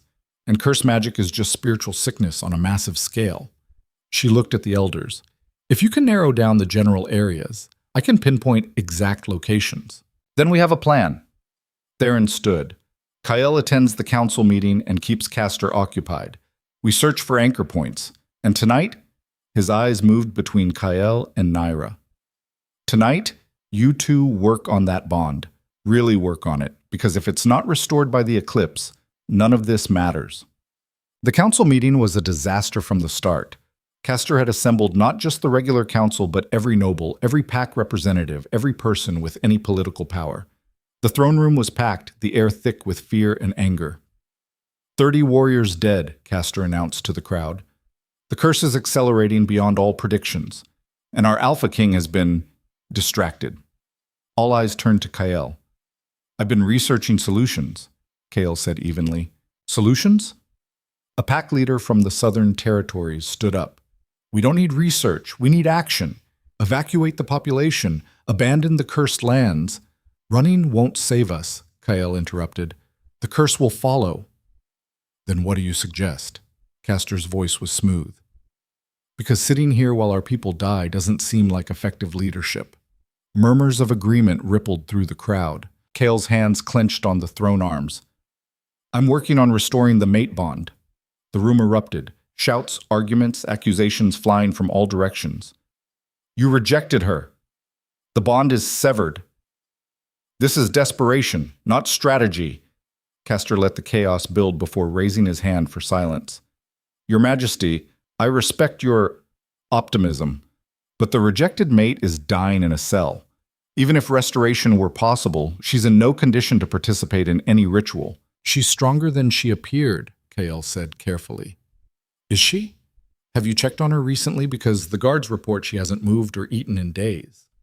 Castor's smile was sympathetic poison. I understand you're desperate. We all are. But clinging to a failed bond while the kingdom burns is not the answer. Then what is your answer, Lord Castor? Kael's voice went hard. You've been so quick to dismiss every solution. What would you suggest? Evacuation. Controlled retreat to the northern mountains where the curse can't reach. Preserve what population we can and rebuild once the cursed lands have consumed themselves. That's not rebuilding, that's surrender. That's survival. Castor looked around the room. Who here wants to stay and die for pride? Raise your hands. Nobody did. And who wants to evacuate and live, to save their families? Nearly every hand went up. Kael felt control slipping away. Castor had played this perfectly. Backed him into a corner where any argument looked like stubborn pride against common sense. We vote, Castor said. All in favor of immediate evacuation. No. Kael stood, letting his alpha presence fill the room. Not a command, but close. There will be no vote. This is not a democracy. It's a kingdom, and I am still its king. A king who makes decisions that kill his people? Someone shouted from the back. A king who refuses to surrender to fear. Kael's voice cracked through the throne room. Yes, the curse is accelerating. Yes, people are dying, but running north won't save you. It will just delay the inevitable. The curse will follow. It will spread. And eventually, there will be nowhere left to run. You don't know that, Castor said. I do. Because I've studied the texts, consulted the elders, and learned what this curse actually is. Kael descended the throne steps. It feeds on separation, on broken bonds, destroyed trust, severed connections. Every time we run, every time we abandon each other, every time we choose fear over unity, we make it stronger. The room had gone silent. The mate bond ritual is designed to create the opposite, to forge connection where there was none, to choose trust over fear. Kael's eyes met Castor's, and I have to believe, that it's still possible. Even with a dying girl in a cell? Castor pressed. She's not dying anymore. The lie came out smooth and confident. Kael saw Castor's eyes narrow, saw the flash of concern before the older wolf's expression smoothed back into sympathy. That's good news, Your Majesty. May we see her? Confirm her recovery? Trap. Obvious trap. When she's ready, Kael said. Right now she's recovering under the Elder's care, but I assure you, the bond restoration is proceeding. Then you have 5 days to prove it. Castor's smile was sharp. Because if the bond isn't fully restored by the eclipse, I'm calling another vote. And this time, I don't think your alpha presence will be enough to stop it. The threat hung in the air. Castor was done being subtle. This was a direct challenge to Kael's authority. Noted, Kael said. This meeting is adjourned. He left before anyone could argue, Marcus falling into step beside him as soon as he cleared the throne room. What the hell is going on? Marcus demanded. The bond is severed, Nyra's dying, but you just told the entire council. Not here. Kael kept walking until they reached a small strategy room, empty and private. Then he told Marcus everything. To his second's credit, Marcus listened without interrupting. When Kael finished, Marcus sat down heavily. Castor is behind all of this. Yes, and you have proof. In Elder Theron's chambers, a ledger documenting everything. And Nyra is alive and functional and hiding with the elders. Also, yes, Marcus scrubbed his face with both hands. This is insane. I know. Castor practically raised you. He was your father's most trusted advisor. I know. And now he's trying to destroy the kingdom so he can rebuild it under his control. That's the theory, yes. Marcus was quiet for a long moment. Then, what do you need from me? Relief flooded through Kael. You believe me? I believe you're not crazy enough to make this up. And I believe Nyra, if anyone was going to spot a conspiracy, it'd be someone who spent their life hiding from people who wanted to use them. Marcus stood. So, what's the plan? Find Castor's curse anchor points and destroy them before the eclipse. Fully restore the bond with Nyra. Complete the ritual and neutralize his amplification. That's it? That's the plan? You have a better one? Not even slightly. Marcus headed for the door. I'll start investigating locations where the curse seems strongest. If Castor planted anchor points, they'd need to be in areas with high foot traffic to spread effectively. Thank you. Marcus paused at the door. Kael? About the bond restoration. Are you actually trying, or are you just saying what the council wants to hear? I'm trying, really trying. Good. Because Nyra's been through enough without you half-assing this. He left before Kael could respond. Night fell. Kael returned to Elder Theron's chambers to find Nyra surrounded by maps, her fingers tracing ley lines and curse patterns with frightening precision. Found 3 anchor points, she said without looking up. 1 in the marketplace, 1 in the East Barracks, 1 in the Temple District. I can sense at least 4 more, but haven't pinpointed them yet. Marcus is investigating high traffic areas, Kael said. We can compare notes tomorrow. Good. Nyra finally looked up, dark circles under her eyes, hair falling out of its tie. She'd been working for hours. How did the council meeting go? Castor's making his move, challenged my authority openly, threatened to vote if the bond isn't restored. So we're out of time. We were always out of time. Nyra stood, stretching. The elders went to sleep an hour ago, said we should use their sitting room to work on the bond. Her tone suggested she knew exactly what kind of work they meant. Kael's wolf stirred. The bond was there, weak but present, pulling him toward her. I don't know how to do this, he admitted. Restore a bond, I mean. Neither have I. Nyra moved to the sitting room, a small space with cushioned chairs and low lighting. But Theron said it requires genuine acceptance, trust, and vulnerability. So I guess we just talk? Talk. You have a better idea? Cale sat across from her, feeling awkward and exposed. What do you want to talk about?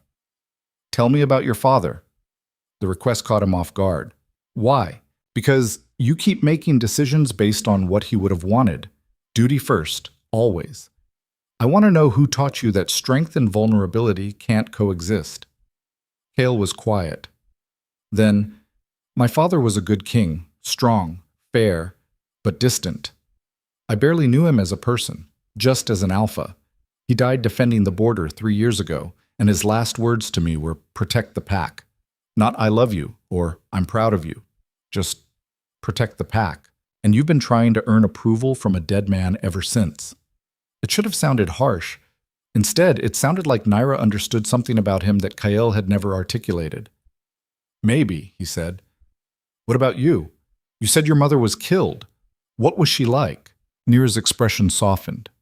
Gentle. She sang while she worked, healed anyone who asked, never turned away the desperate or poor. People loved her. Her voice went bitter. Until they realized loving her meant wanting to own her, use her, control her gift. That's why you hide. That's why I survive. Nira met his eyes. You rejected me because you thought I was weak. But I showed you weakness on purpose. Because showing strength gets you killed or enslaved. At least when people think you're useless, they leave you alone. I don't want you to be useless, Kael said. I want you to be you, whatever that actually is. You sure? Because me is someone who can kill with the same power that heals. Someone who's angry and damaged and doesn't trust easily. Someone who will absolutely let your kingdom burn if you betray me again. I know. And I'm still here. They stared at each other across the space. The bond pulsed, strengthening incrementally. Why did you really reject me? Naira asked quietly. The real reason, not the political answer. Kael took a breath. Because you terrified me. Not your weakness, your eyes. When I looked at you in that throne room, I saw something ancient and powerful and completely beyond my understanding. My wolf recognized it and wanted it desperately, and that scared me more than the curse, more than failure, more than anything, because wanting something that much means losing control. And control is all you have. Well, it's all I've ever had. Naira stood and crossed to his chair, kneeling in front of him so they were eye level. I'm going to tell you something, and I need you to really hear it. Control is an illusion. You don't control the curse. You don't control fate. You don't control me. The only thing you can actually control is whether you choose fear or trust. And if I choose trust and you betray it, then you'll hurt, and you'll heal, and you'll be stronger for it. She took his hands. But if you choose fear, you'll never know what we could have been. And that's a different kind of pain, the kind that lasts forever. The bond flared between them, brighter now, solid enough to feel like a rope instead of a thread. Kael leaned forward until their foreheads touched. I'm choosing trust. Prove it. How? Let me in, all the way. No walls, no alpha mask, no performance. Just you. Kael closed his eyes and did something he'd never done with anyone. Let his guard drop completely. Let Naira feel his fear, his exhaustion, his desperate hope that this would work. Let her see the parts of him that were weak and uncertain and terrified of failing everyone, and felt her do the same, felt her rage and pain and loneliness, felt the power she'd kept locked down for so long, felt her choosing to trust him despite every reason not to. The bond snapped into place with an almost audible click.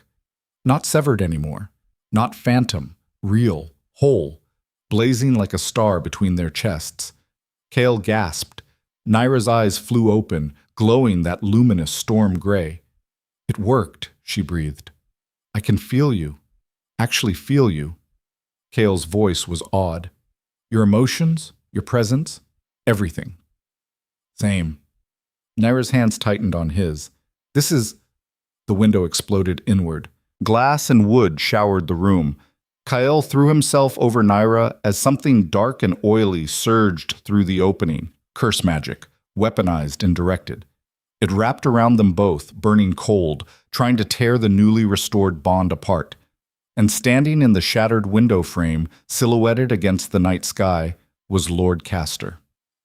His eyes were black, completely black, no white remaining. "I felt the bond restore," he said, his voice layered with something ancient and wrong. "How unfortunate. I was hoping to avoid this mess." "Castor." Cale tried to stand, but the curse magic held him down. "Did you really think I wouldn't notice the missing ledger? Or your little meeting with the elders?" Castor stepped into the room, and the curse followed him like a living shadow. "I've been patient, subtle, but you forced my hand." The anchor points. Naira was struggling against the magic too. "They're not just spreading the curse, they're feeding you." Castor smiled. "Clever girl." "Yes, every death, every broken bond, every severed connection, it all flows through the anchors to me. I've been building power for 2 years, preparing for the eclipse when I'll absorb the curse entirely and become something new, something beyond Alpha, beyond King." "You'll become a monster," Kael spat. "I'll become a god." Castor's hand extended, and more curse magic poured from his palm. "But I can't have you interfering with the ritual, so I'll just kill you both now and claim you died trying to stop the curse. Tragic, heroic, and conveniently final." The curse magic tightened, crushing. Kael felt his ribs creaking, felt Naira's pain through the bond. And then Naira started laughing. It was a terrible sound, broken and sharp and slightly unhinged. "What's funny?" Castor demanded. "You." Naira's eyes were blazing now, power leaking out in visible waves. "You spent 2 years feeding the curse, building your power, preparing to become a god. And you never realized what I actually am. You're a healer, powerful but ultimately defensive." "No." Nira's smile was all teeth. "I'm what happens when a healer gets pushed too far." The power inside her exploded outward. The power that erupted from Nira wasn't like anything Kael had ever seen. It was white-hot and freezing cold at the same time. Pure life force weaponized into something that made the curse magic recoil like a living thing touched by fire.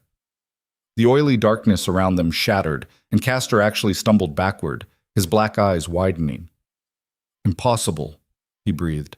Nira stood, and her entire body was glowing now, that luminous gray spreading from her eyes to her skin to her hair. "You wanted to know what I am? I'm a lifebinder, last of my mother's line. And healing magic doesn't just fix things, Castor. It destroys anything that corrupts what should be whole." She thrust her hand forward, and the white light lanced toward him. Castor threw up a shield of curse magic, but the light punched through it like paper, slamming into his chest and sending him flying through the already shattered window. He caught himself on the ledge outside, breathing hard. "You should have stayed weak." Too late for that. Naira's voice had changed, layered with power that resonated in Kael's bones. "You wanted a god? Let me show you what divinity actually looks like." Castor's expression twisted. Then he smiled, sharp and vicious. "You're powerful. I'll give you that. But you're also newly bonded, exhausted from days of starvation, and completely outnumbered." He raised his hand, and the night sky lit up with answering calls. Wolves. Dozens of them, pouring out of the shadows around the castle. Their eyes were the same black as Castor's, infected with curse magic, bound to his will. "I've been corrupting warriors for months," Castor said, "building my own pack. You might be able to kill me, girl, but can you kill all of them?" Kael's wolf surged forward, but Naira caught his arm. "Don't. You're not ready to shift into this. I'm not leaving you to—" "I know." She turned to face him, and her eyes were still glowing, but her expression was soft. "But this isn't your fight. Not yet.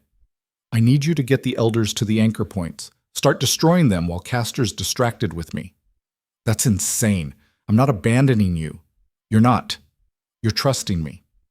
Naira's smile was fierce.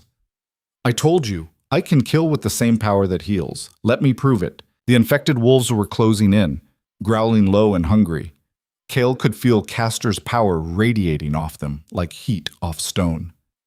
Through their newly restored bond, he felt Naira's determination, her absolute certainty that she could handle this. And underneath it, something else, a plea for him to trust her capability, to not treat her like she needed protecting. "Fine," Kael said.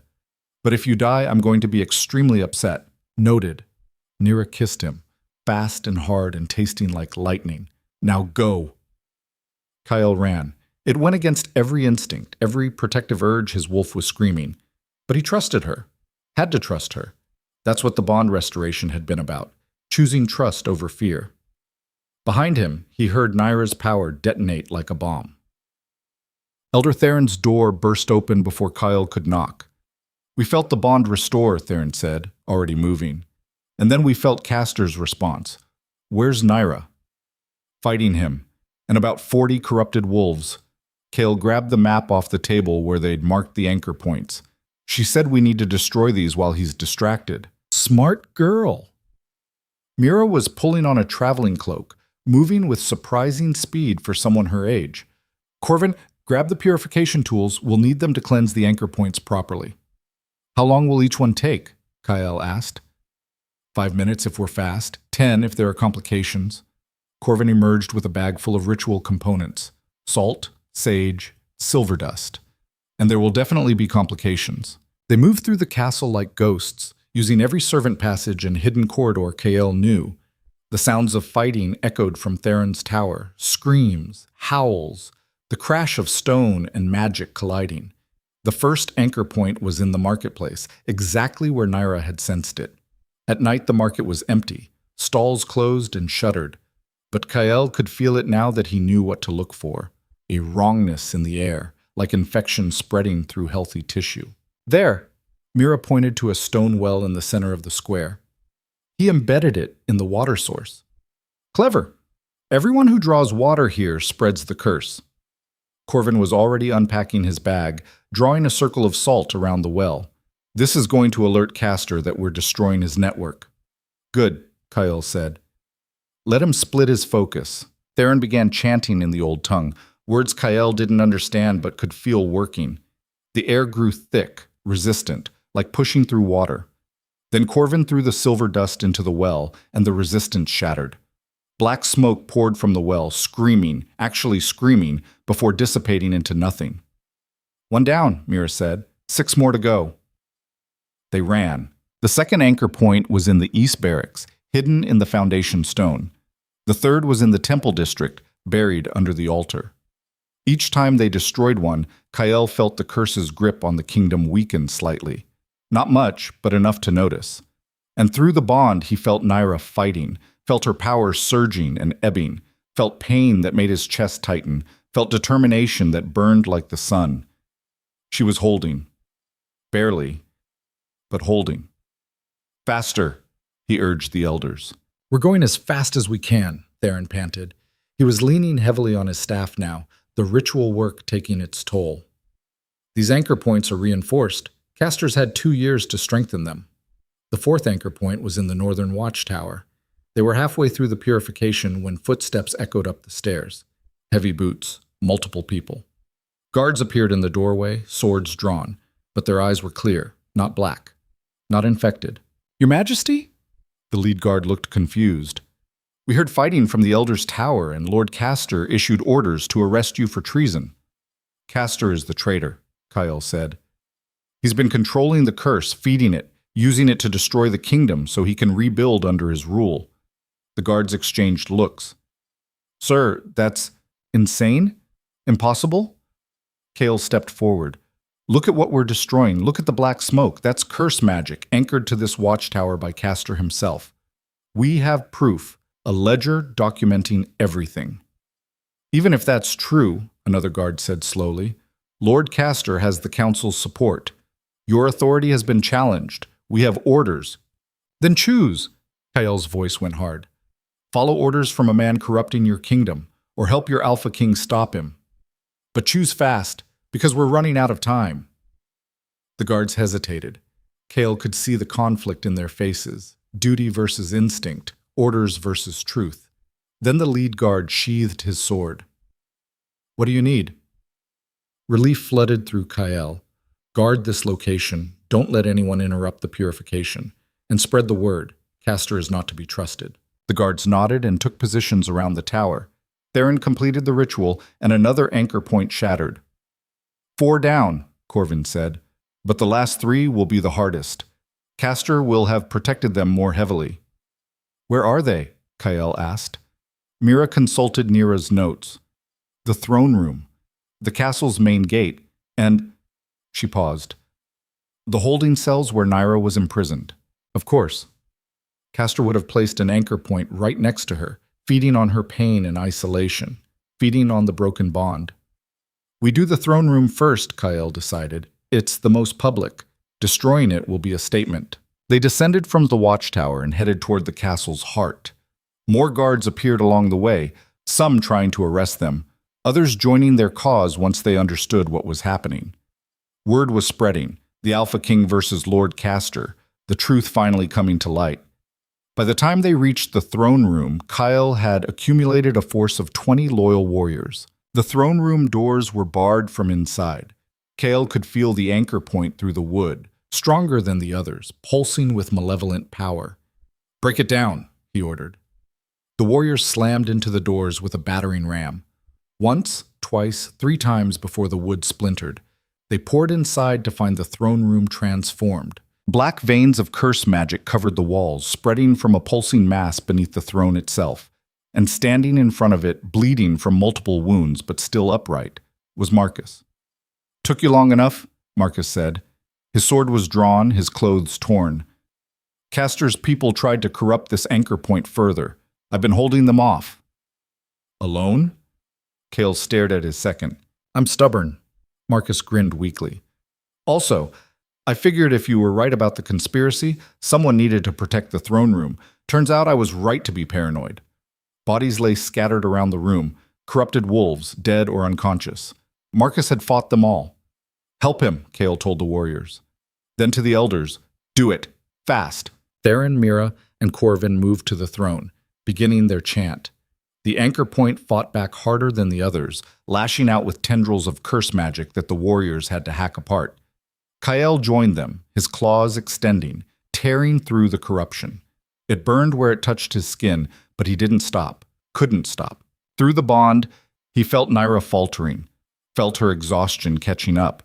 She'd been fighting for over an hour now, holding off Castor and 40 corrupted wolves, and even her massive power had limits. "Faster!" he shouted. Corvin threw the silver dust. The anchor point screamed louder than all the others combined, and the throne itself cracked as black smoke poured from underneath it. The veins on the walls withered and died, crumbling to dust. 5 down. "The main gate next," Kale ordered, "then the cells." But as they turned to leave, the throne room doors slammed shut. Magic sealed them, not curse magic, something cleaner but just as powerful.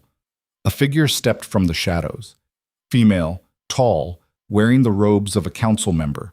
Lady Serena, one of Castor's staunchest supporters. "I can't let you destroy the last anchors," she said quietly. "Lord Castor's vision is the only way to save this kingdom." "His vision is genocide," Kyle snarled. "His vision is renewal, a clean slate, free from the corruption of the old ways." Serena's expression was calm, almost serene. "Sometimes things must burn before they can grow." "You're insane. I'm practical." Serena raised her hands, and magic crackled between her fingers. Not curse magic, but elemental power. She was a mage, Kale realized, hidden among the council, pretending to be a normal advisor. "The eclipse comes in 4 days. Lord Castor will ascend, and those of us who supported him will build something better from the ashes." "There won't be anything left to build from," Marcus said. "The curse doesn't stop, it consumes everything. Lord Castor will control it. He's been lying to you." Kale stepped forward. "Castor doesn't want to control the curse. He wants to become it. And when he does, do you really think he'll share power? He'll consume you along with everyone else." Doubt flickered across Serena's face. "No, he promised. He promised you'd be spared, that you'd have positions in his new order." Kyle gestured to the destroyed anchor point. "But look at what his new order actually is. Corruption, death, curse magic that turns people into puppets. Is that what you signed up for?" Serena's hands wavered. "We found his ledger," Kyle pressed. "It lists everyone he plans to sacrifice during the eclipse. Your name is on that list, Serena. You were never going to survive this." "You're lying." "Am I?" Kale pulled the ledger from his jacket. He'd grabbed it from Theron's chambers on the way out. Flipped to the page listing acceptable losses during the eclipse ritual. Found Cyrena's name marked with a notation, useful but expendable, too much knowledge. He held it up so she could see. The color drained from Cyrena's face. He wouldn't... He would. He did. You were a tool, just like everyone else. Kale's voice softened. It's not too late. Help us destroy the last anchors. Help us stop him before the eclipse. Cyrena stared at her name on the list, at the casual notation of her planned death. Tears started streaming down her face. I believed him, she whispered. I thought we were building something better. We still can, but not his way. Kale extended his hand. Help us. Cyrena looked at his hand for a long moment. Then she took it, and the magical seal on the doors dissolved. The main gate anchor is protected by 3 more mages like me, she said quietly. I can get you past them. But the one in the cells, that's Castor's personal anchor, his strongest. He'll know the moment you attack it. Then we do the gate first, cells last. Kale turned to his warriors. Half of you come with us. The other half find Nira and help her. They split up. Kale's group rushed toward the main gate, while 10 warriors headed for Theron's tower, following the sounds of battle that still echoed through the castle. The gate anchor was exactly where Nira had predicted, embedded in the massive iron portcullis itself. And guarding it were 3 mages, all wearing council robes, all with their hands crackling with elemental magic. Cyrena? One of them, a man with silver hair, looked confused. What are you doing with the traitor king? He's not a traitor, Cyrena said. Castor is. Look. She showed them the ledger, open to the page listing all their names as expendable. The mages read. Their expressions shifted from confusion to anger to betrayal. We need to destroy this anchor, Kale said. Are you with us or against us? The silver-haired mage looked at his name on the list. Then he turned to the portcullis and unleashed a blast of fire hot enough to make Kyle step back. The other 2 mages joined him, combining their power with the Elder's purification ritual. The anchor point didn't stand a chance. It shattered in an explosion of black smoke and screaming metal. 6 down. 1 to go. And through the bond, Kyle felt Nira's determination surge as the curse's power weakened, felt her pushing back against Castor with renewed strength. The cells, Kyle said. Now. They ran through corridors that were starting to shake. The curse was fighting back, making the castle itself unstable as its anchor points collapsed. Stones fell from the ceiling, walls cracked. Somewhere above, people were screaming as entire sections of the castle began to fail. But they kept running. The cells were deep underground, and Kyle could feel the final anchor point before he saw it. The wrongness was overwhelming, like standing next to an open wound in reality itself. The cell where Nira had been imprisoned was gone, consumed by curse magic that had expanded to fill the entire detention level. Black tendrils writhed through the air, hungry and sentient. And in the center of it all, pulsing like a heart, was the anchor point. This is going to take all of us, Theron said. And even then, I'm not sure we have the power to... We have to try. Kyle drew his claws. For Nira, for the kingdom, for everyone who doesn't deserve to die because one man wanted godhood. The elders began their chant. The mages, Cyrena and her 3 companions, added their power. Marcus and the warriors formed a protective circle, cutting down curse tendrils that tried to interrupt. Kyle stepped into the ritual circle, adding his alpha presence to the mix. It wasn't magic, not exactly, but it was power. Authority given form. The weight of leadership and responsibility channeled into pure will. The anchor point fought back viciously. Tendrils lashed out, catching one warrior and dragging him into the darkness. He screamed once, then went silent. Marcus cut through more tendrils, but there were too many. They were being overwhelmed. Through the bond, Kyle felt Nira realize what they were trying to do, felt her make a decision, and then her power exploded across the castle. Not attacking Castor anymore, but diving downward, toward the cells, toward the final anchor point. Her white light crashed into the ritual circle like a meteor. The anchor point shrieked. The curse magic recoiled, withering under the combined assault of elders, mages, alpha presence, and lifebinder power channeled through a restored mate bond. Corvin threw the silver dust. The anchor point detonated. The explosion threw everyone backward. Kale hit the wall hard enough to crack stone, his vision going white. When it cleared, the cells were just cells again. Old, dank, but free of corruption. All 7 anchor points destroyed. Kale pulled himself up, gasping.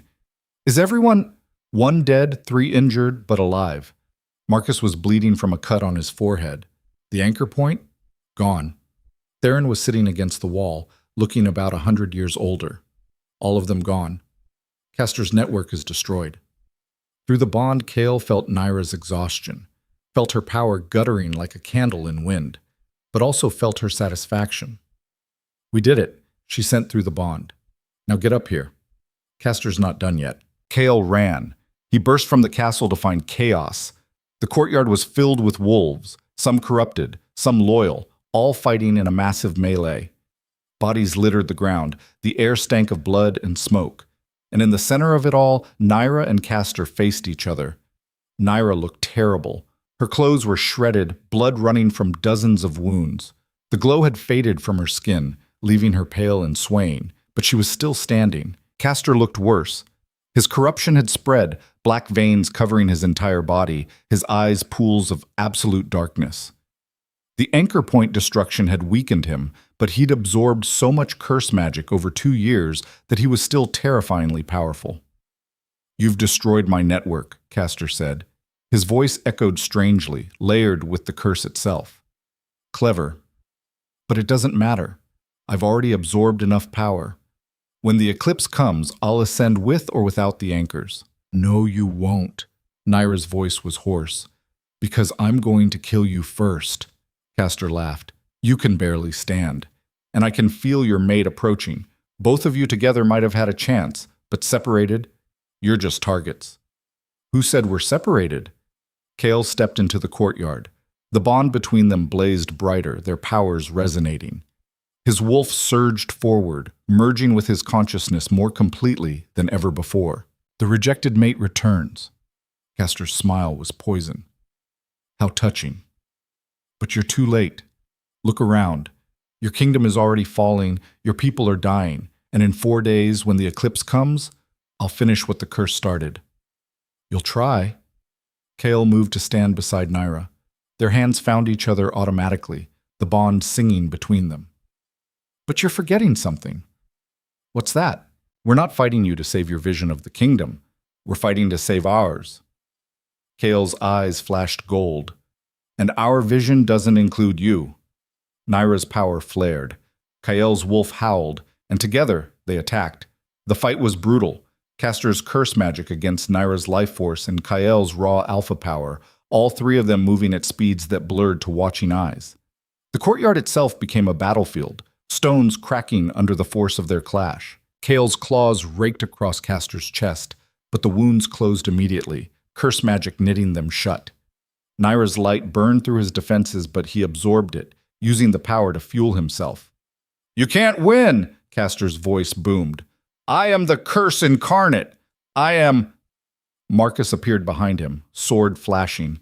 It caught Castor across the back, silver blade disrupting the curse magic for just a moment. Long enough for Naira to drive her hand into his chest, white light exploding from her palm directly into his heart. Castor screamed.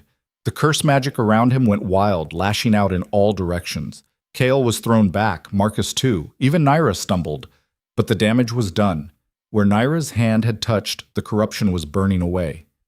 Slowly, fighting every inch, but burning. No! Castor clutched his chest. I was supposed to ascend. I was supposed to... You were supposed to serve your kingdom, Kael said, standing back up. Instead, you tried to destroy it. And now you pay the price. The corruption spread through Castor's body, eating itself from the inside out. He fell to his knees, black tears streaming from his eyes. I only wanted to fix things, he whispered. The old ways were failing. I just wanted to make something better. By killing thousands? Naira's voice was cold. That's not fixing. That's genocide. I know. Castor's body was crumbling now, turning to ash. I know what I became. I couldn't stop. The power, He looked up at Kael one last time. I'm sorry. Tell them I'm sorry. Then he was gone. Nothing left but ash scattering in the wind. The corrupted wolves collapsed simultaneously, the curse magic binding them severed. Some were dead. Others started to wake, their eyes clear, confused about where they were and what they'd done. The courtyard went silent, except for groaning injured and the crackle of fires still burning. Kyle looked around at his destroyed kingdom, his exhausted people, his shattered castle. They'd won. Barely. At terrible cost. But they'd won. Through the bond, he felt Naira's exhaustion finally catching up. She swayed, and he caught her before she fell. "I'm okay," she mumbled.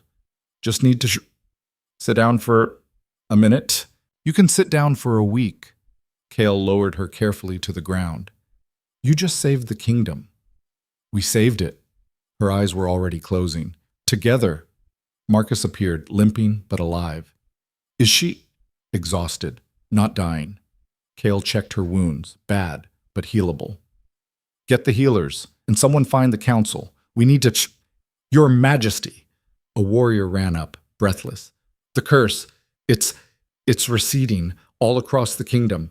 Everywhere the corruption spread, it's pulling back." Kale stood, looking out at the horizon.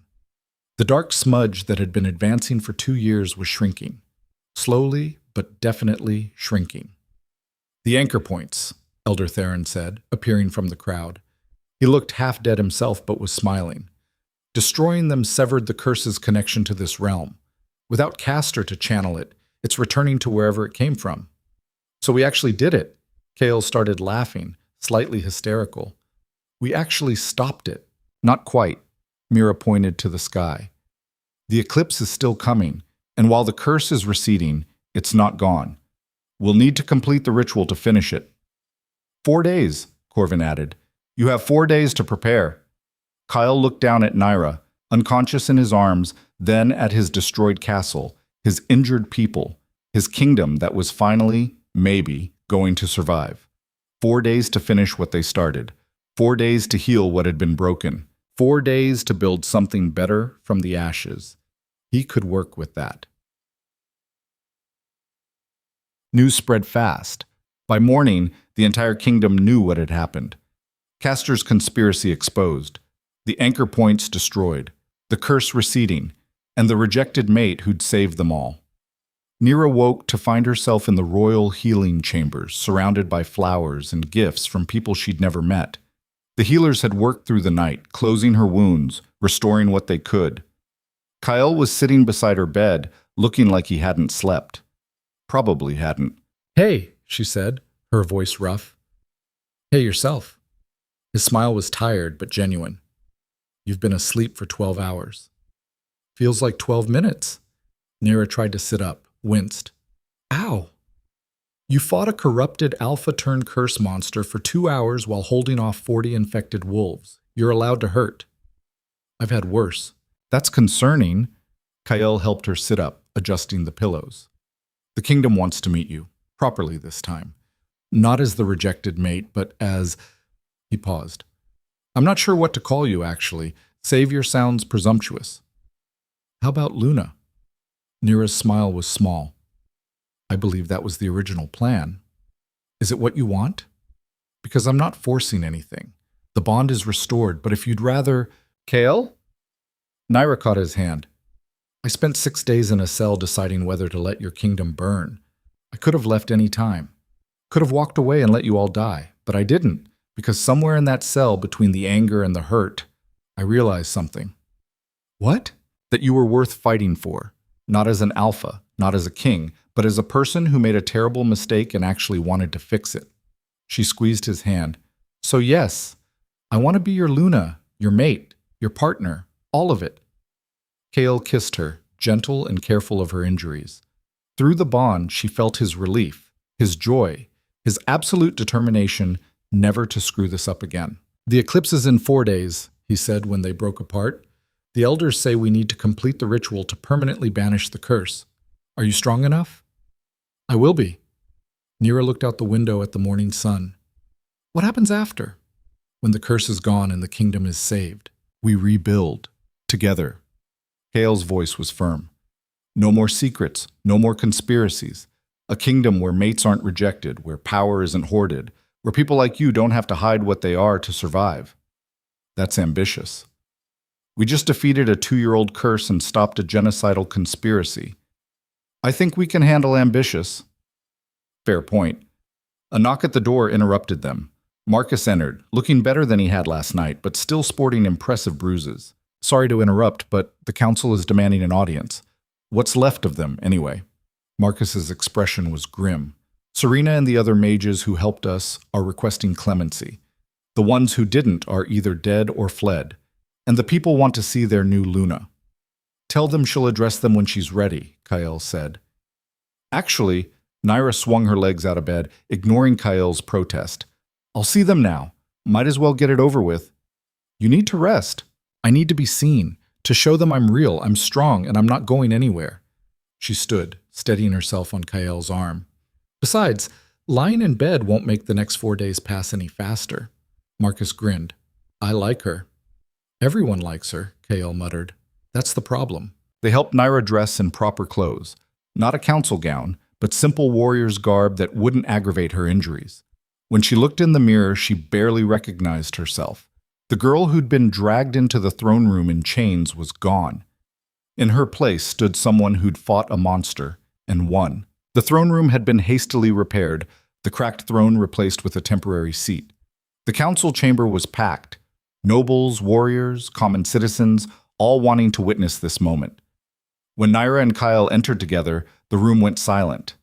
Then someone started clapping, then another, until the entire chamber was applauding, some people actually crying. Naira felt Kael's hand tighten on hers, felt his pride through the bond, and underneath it, his relief that his people were accepting her. Elder Theron stepped forward, still looking exhausted but upright. 4 days ago, an Alpha King rejected his fated mate.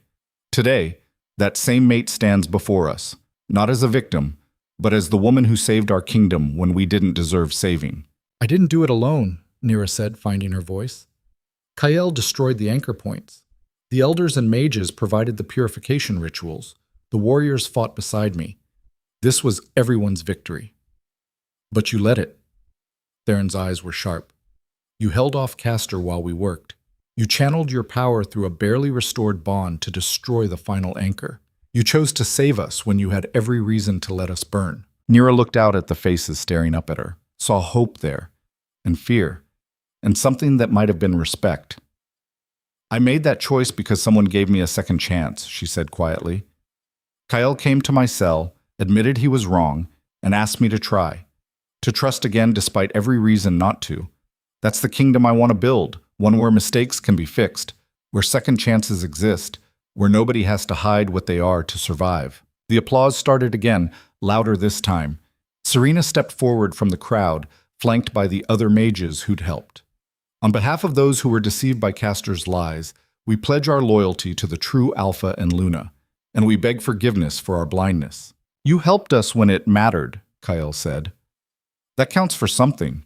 You'll face consequences, rebuilding what was destroyed, helping heal the corrupted wolves, working to repair the damage, but not death, not exile. We need everyone if we're going to rebuild. Relief crossed Serena's face.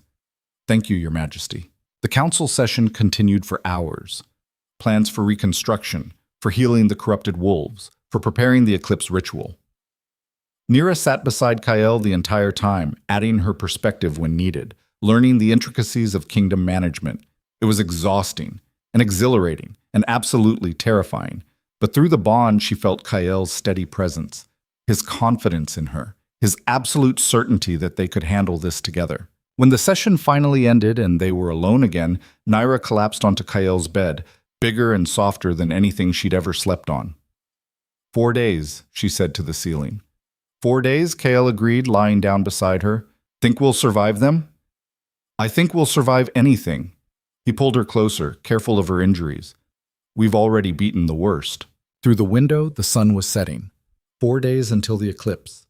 4 days until they'd either permanently banish the curse or fail and watch it return stronger.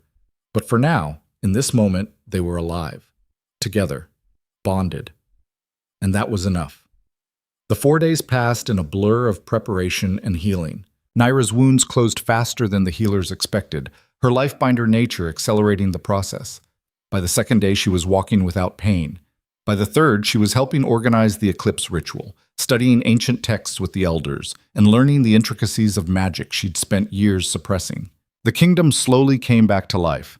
The curse's retreat left behind scorched earth and traumatized people, but also hope. Farmers returned to fields that were no longer rotting. Wells ran clean again. Children played in streets that had been death traps a week ago. But the corrupted wolves were a different problem. There were 63 of them, once Castor's control broke. Most had no memory of what they'd done under his influence. Some remembered everything and couldn't live with it. 3 had already taken their own lives before Nira intervened. She found them in the healing ward on the third day, hollow-eyed and shaking. "I killed my brother," one of them whispered. A young woman, maybe 25, with scars up and down her arms from where she'd tried to claw the corruption out. "I remember doing it. Remember his face when he realized it was me." Nira sat beside her. "It wasn't you. It was the curse using your body. Does that matter? He's still dead. My hand still did it." "Yes, it matters." Nira took the woman's scarred hands in her own. "Because you're not the curse. You're someone who was used as a weapon against your will, and you get to decide what happens next. Let the guilt destroy you, or carry it forward and build something better." "How do you carry something like that?" "Badly. Some days worse than others." Nira's voice was quiet. "But you carry it anyway, because the alternative is giving the curse one more victory." The woman's eyes filled with tears. "I don't know if I can." "You can. I know because I'm looking at someone who survived having her soul used as ammunition. If you made it this far, you can make it further." It wasn't a magic fix.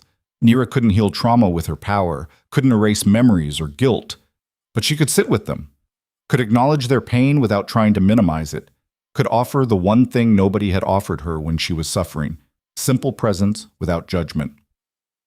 Word spread. By evening, other corrupted wolves started seeking her out. Not for healing, but for understanding. For someone who looked at them and saw victims instead of monsters. Kael found her past midnight in the healing ward, still talking to a former warrior who couldn't stop shaking. "You need to sleep," he said gently. "So do you." Nira looked up at him. "But we're both terrible at taking our own advice." The warrior excused himself, leaving them alone in the quiet ward. "The ritual is tomorrow night," Kael said, sitting beside her. "Are you ready?" "No." "Are you?" "Not even slightly." He rubbed his face. "Elder Theron says the eclipse ritual requires perfect unity between mates. Complete trust, no barriers, absolute vulnerability. And I keep thinking, we've known each other for a week. A week. How are we supposed to achieve perfect unity? The same way we restored the bond, by choosing it." Nira leaned against his shoulder. "We're not going to be perfect, Kael. We're going to fumble and doubt and probably screw up at least 3 times during the ritual. But we'll do it together, and that's what matters." "You're very calm about this." "I'm terrified. I'm just good at hiding it." Through the bond, Kael felt her fear, but also her determination, her absolute refusal to let that fear control her. "What if I freeze again?" he asked quietly. "What if I look at you during the ritual and all I can think about is how I rejected you? How I almost destroyed everything because I was afraid? Then you'll think it, feel it, and keep going anyway." Nira turned to face him. "Fear doesn't disqualify you from courage. It's what makes courage necessary." Kael pulled her closer, breathing in her scent, pine and rain, and something uniquely her. "When this is over, when the curse is gone and the kingdom is safe, I want to do this right. Court you properly. Learn your favorite foods and what makes you laugh and all the little things I should have asked before fate threw us together. I like bread. Fresh bread, still warm with butter." Nira smiled. "And I laugh at terrible jokes. The worse, the better. And I hate being cold but love thunderstorms. There. Now you know 3 things." "That's a start." They sat in comfortable silence, the bond humming between them. Outside, the castle was settling into sleep. Tomorrow would be chaos, preparation, ritual, the eclipse itself. But tonight, they had this moment. "Kael?" Nira's voice was soft. "Yeah? Thank you for coming back." for choosing to try again even when it would have been easier to give up. Thank you for letting me. He kissed the top of her head. I don't deserve you. Nobody deserves anyone. We just choose each other and hope it's enough. It's enough, Kyle said. You're enough. And through the bond, Nira felt that he meant it. The day of the eclipse dawned cold and clear. The ritual site was on the highest peak overlooking Ashmore, a flat stone platform that had been used for ceremonies since before anyone could remember. The elders spent the morning preparing it, drawing symbols in salt and silver, placing candles at cardinal points. Nira spent the morning throwing up. Nerves, the healer said sympathetically, rubbing her back. Perfectly normal before major magical rituals. Feels terrible. Most important things do. By midday, Nira felt steadier. She dressed in ceremonial robes, white for purity, silver for the moon, blue for healing. They felt strange on her body, too formal, too significant, like wearing someone else's identity. Kale found her staring at herself in the mirror, looking lost. Having second thoughts? He asked. Third and fourth thoughts. Maybe fifth. Nira turned from the mirror. What if I'm not strong enough? What if my power fails during the ritual? Then we fail together. Kale took her hands. But I don't think you're going to fail. I've watched you fight a corrupted alpha for 2 hours, destroy anchor points through a barely restored bond, and heal trauma with nothing but presence and honesty. If anyone can handle this ritual, it's you. You're biased. Completely. Doesn't make it less true. A knock interrupted them. Marcus, dressed in ceremonial armor, looking uncomfortable. It's time. The eclipse starts in an hour. Everyone's gathering at the peak. The walk up the mountain took 30 minutes. The entire kingdom seemed to be following. Thousands of wolves lining the path, silent and watching. Some reached out to touch Nira's robes as she passed, like she was something holy. It made her skin crawl. They're treating me like a saint, she muttered to Kyle. They're treating you like someone who saved their lives. Let them. I don't want worship. I just want... She paused. I don't actually know what I want. Figure it out after we survive today. The peak was exactly as Elder Theron had described. Flat stone, ancient symbols, candles burning despite the wind. The 3 elders stood waiting, along with Marcus, Serena, and a dozen other witnesses. And beyond them, the sky was already beginning to darken. The eclipse was coming. Elder Theron stepped forward. Are you ready? No, Nira and Kale said simultaneously. Theron smiled. Good. Confidence leads to carelessness. Fear keeps you sharp. He gestured to the center of the platform. Stand in the circle. Face each other. When the eclipse reaches totality, you'll feel the ritual activate. Don't fight it. Let it flow through you, through your bond, and out into the kingdom. That's it? That's the instruction? Kyle looked incredulous. The ritual knows what to do. You just have to trust it, and each other. Nira and Kyle moved to the circle. The symbols beneath their feet began to glow faintly as they took their positions, facing each other with maybe 3 feet of space between them. The sky continued to darken, the moon sliding across the sun's face, blocking it incrementally. Remember, Mira said quietly, perfect unity, no barriers. Whatever comes up during the ritual, fear, doubt, pain, let it through. Hiding anything will break the connection. Fantastic, Nira muttered. Mandatory vulnerability in front of thousands of people. Just focus on each other, Corvin advised. Everyone else disappears during the ritual. It'll just be the 2 of you. The eclipse reached half totality. Darkness spread across the kingdom like a blanket. Temperature dropped. The wind picked up, making the candles flicker. And Nira felt the curse stir. It was still out there, lurking at the borders of the kingdom, weakened but not dead. Waiting for this moment, waiting to see if the ritual would succeed or fail. If they failed, it would surge back stronger than ever. Would consume everything within weeks. No pressure. Nira! Kale's voice drew her attention. Look at me. Not the crowd, not the curse. Me. She focused on his face, on eyes that were gold and green and completely fixed on her. Whatever happens, he said, we face it together. Together, she agreed. The eclipse reached 3/4, almost total. The ritual symbols beneath them blazed to life, pure white light shooting up in pillars around the circle. Nira gasped as power surged through her. Not her own power, but something older, deeper. The magic of the ritual itself responding to their bond. "Don't fight it," Theron shouted over the rising wind. Nira let the power flow, felt it connect to Kale, then back to her, creating a circuit between them. The bond sang, amplifying with each pass until she could barely tell where she ended and he began. The eclipse reached totality. Everything went dark except for the ritual light, and then Nira was falling, not physically, but mentally, spiritually, into something vast and terrifying and infinite. The bond opened completely. She felt everything Kyle had ever felt. His childhood loneliness, his father's distant approval, his desperation to be worthy. The moment the curse first appeared and his helpless rage at being unable to stop it. The terror when the bond snapped into place and he realized fate had chosen for him.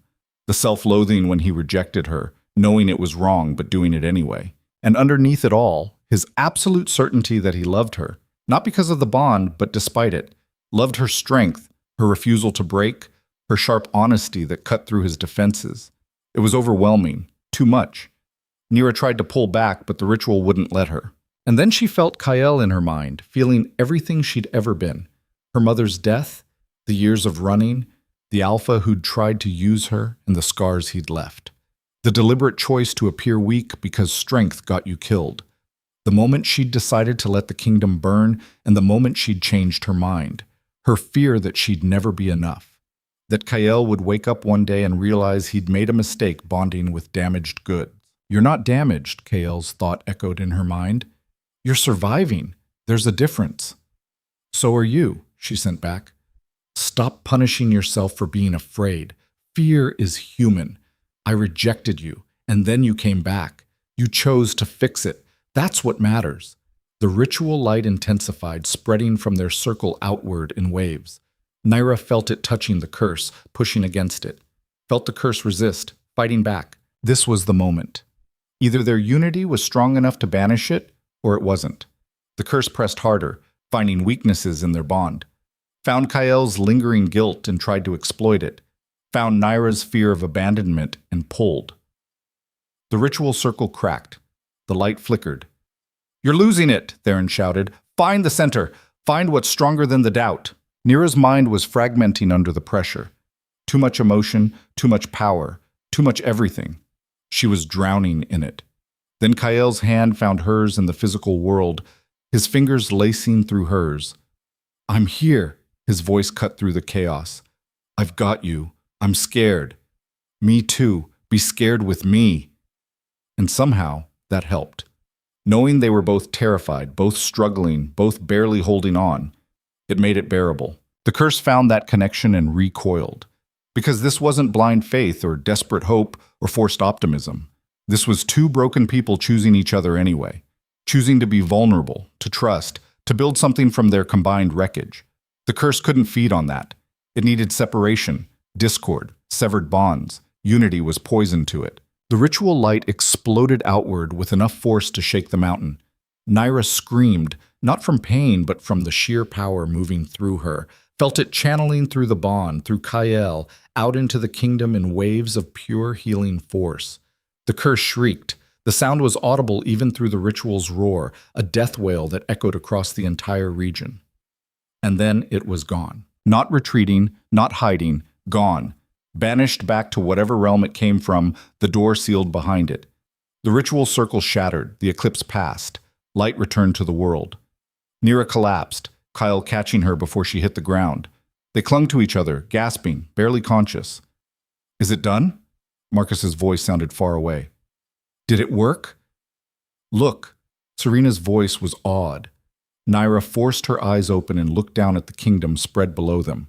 Green was spreading across the deadlands. Actual green. Grass, plants, life returning where there had been only rot. The black stains were fading like they'd never existed. Wells that had run poison were clearing. The sky itself seemed brighter. The curse was gone. Actually, completely, permanently gone. "We did it," Kyle breathed. "We actually did it." Nira started laughing. Couldn't help it. They'd survived. The kingdom had survived. Everything was going to be okay. The crowd below erupted in cheers so loud they shook the mountain. The celebration lasted 3 days. Naira and Kyle spent most of it sleeping, their bodies and minds recovering from the ritual's toll. When they finally emerged from the royal chambers, the entire kingdom seemed to be throwing a party. Music in the streets, food shared freely, strangers dancing together. The corrupted wolves, pardoned and welcomed back, were crying as their families embraced them. "This feels surreal," Naira said, watching the celebration from a balcony. "Good surreal or bad surreal?" Kyle asked. "I don't know yet." She turned to face him. "A week ago I was dying in a cell. Now I'm Luna of a kingdom I barely understand, bonded to an alpha I'm still learning about, responsible for people who look at me like I'm some kind of hero." She shook her head. "I'm not a hero, KL. I'm just someone who got lucky and didn't die. That's what all heroes say. I'm serious. These people expect things from me. Wisdom, leadership, grace. And I'm—" She gestured vaguely at herself. "I'm someone who spent most of her life hiding in swamps. I don't know how to be what they need." Kale was quiet for a moment. Then, "Can I tell you a secret?" "Please." "I have no idea what I'm doing either. I'm 26. My father died 3 years ago, and I've been playing at being king ever since, terrified someone will realize I'm making it up as I go." He smiled wryly. "The alpha king who rejected his mate because he was afraid of not being in control. Very heroic. We're a disaster. We're a work in progress." Kale took her hand. "But here's what I've learned. People don't actually want perfect leaders. They want honest ones. Ones who admit when they're scared, ask for help when they need it, and keep trying even when they fail. That's a low bar." "Good. Makes it easier to clear." Nira leaned against him, watching the celebration. "What happens now? After the party ends and reality comes back?" "We rebuild. Fix what Castor broke. Help the corrupted wolves heal. Strengthen the border defenses in case another curse shows up." Kyle paused. "And we figure out what kind of kingdom we actually want. Not my father's vision or Castor's twisted dream, but ours." "What do you want?" Kale thought about it. "A kingdom where people don't have to choose between strength and safety, where showing vulnerability isn't weakness, where mates aren't rejected for being different." He looked at her. "What about you?" "A place where healers don't get hunted, where power is shared instead of hoarded, where second chances exist." Nira smiled. "Basically, the opposite of everything I've known." "Sounds perfect. Let's build it." "Just like that?" "Just like that." Kale kissed her forehead. "We've got time. The curse is gone, the kingdom is healing, and we've got about 50 years minimum to figure this out. We can afford to go slow."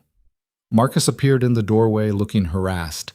"Sorry to interrupt, but there's a line of people wanting to meet the new Luna, officials from neighboring kingdoms, nobles requesting audiences, merchants wanting to negotiate trade."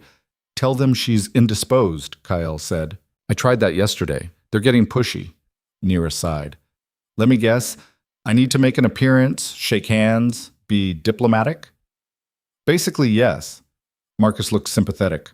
"Welcome to royal life. It's exactly as terrible as you imagine." "Fantastic." Nira stood, straightening her clothes. "How do I look? Presentable enough to convince people I know what I'm doing?" "You look like someone who fought a curse monster and won," Marcus said. "That's more than presentable." The receiving hall was packed. Nira spent hours greeting visitors, accepting congratulations, fielding questions about the ritual. Most people were genuine, grateful, awed, respectful, but some looked at her with calculation, already trying to figure out how to use her for political advantage. One noble in particular, Lord Brennan from the Eastern Territories, was especially transparent. "Your heroism is inspiring, Lady Luna. Perhaps you'd consider visiting our region. We've been hit hard by the curse, and seeing our savior would boost morale tremendously." "I'm sure it would," Nira said neutrally. "I'll discuss it with the Alpha King." "Of course, though I imagine with your unique abilities you could make decisions independently. A Luna of your power hardly needs permission." "I don't need permission because I'm powerful," Nira interrupted. "I don't need it because I'm a person capable of making my own choices. But I choose to discuss major decisions with my mate because partnership means collaboration, not competition." Brennan blinked. "I meant no offense. None taken. But let's be clear. I'm not interested in being played against Kael or in political games that treat our bond as a weakness to exploit. We're partners. That's not changing. Brennan retreated quickly after that. Marcus, standing nearby, grinned. You're a natural at this. I'm faking it. Faking it is half of politics. You'll do fine. The audiences continued until evening. By the time the last visitor left, Naira was exhausted and craving solitude. She found Kael in the strategy room, staring at maps and looking overwhelmed. Trade routes are a mess, he said without looking up. Castor's conspiracy destroyed half our infrastructure. It'll take months to rebuild. Can it wait until tomorrow? Technically, yes. Practically, tomorrow. Naira pulled him away from the maps. The kingdom survived for 2 years with a curse eating it. It can survive one night without us micromanaging logistics. Where are we going? Anywhere that isn't here. They ended up on the castle walls, high enough that the celebration below was just distant music and laughter. The stars were out, bright and clear. The moon, almost full again, cast everything in silver light. I used to sit on walls like this when I was running, Naira said quietly. High places where I could see danger coming, where I could plan escape routes. You don't have to run anymore. I know. It's just weird. Having a place to stay, people who want me here. She smiled. Good weird, but weird. Kael was quiet for a moment. Then, I talked to the corrupted wolves today, the ones you've been counseling. They said you told them guilt doesn't disqualify them from healing. It doesn't. Does that apply to alpha kings who rejected their mates? Naira looked at him, really looked, saw the guilt he still carried, heavy and persistent. You came back, she said. You apologized, you tried to fix it, and you succeeded. At what point are you going to forgive yourself? When I deserve it. That's not how forgiveness works. You don't earn it by being perfect. You accept it despite being flawed. She took his hand. I've forgiven you. The bond is restored. We defeated the curse together. What more do you need? I don't know. Kael's voice was rough. I just keep thinking, what if I hadn't come back? What if I'd let my pride win? You'd be dead, the kingdom would be destroyed, all because I was afraid. But you did come back, that's the reality we're living in. Naira squeezed his hand. You can torture yourself with what-ifs, or you can focus on what actually happened. An alpha made a terrible mistake, realized it, and chose to fix it. That's not a tragedy, that's growth. You make it sound simple. It's not. Growth never is. She leaned against his shoulder. But beating yourself up forever doesn't help anyone. The corrupted wolves taught me that. They can either carry their guilt forward and build something better, or let it destroy them. Same choice applies to you. Kael pulled her closer. How are you so wise? I'm not. I'm just good at recognizing my own patterns in other people. Naira smiled against his shoulder. We're all just stumbling through this, trying to do better than yesterday. They sat in comfortable silence, watching the stars and listening to the celebration below. The kingdom was healing. The curse was gone. The future was uncertain but possible, and that was enough. 3 months later. The reconstruction was progressing. Trade routes reopened. Fields produced actual crops. The corrupted wolves were integrating back into society, some struggling, some thriving, all healing at their own pace. Naira had settled into her role as Luna, learning to balance her natural instincts with political necessity.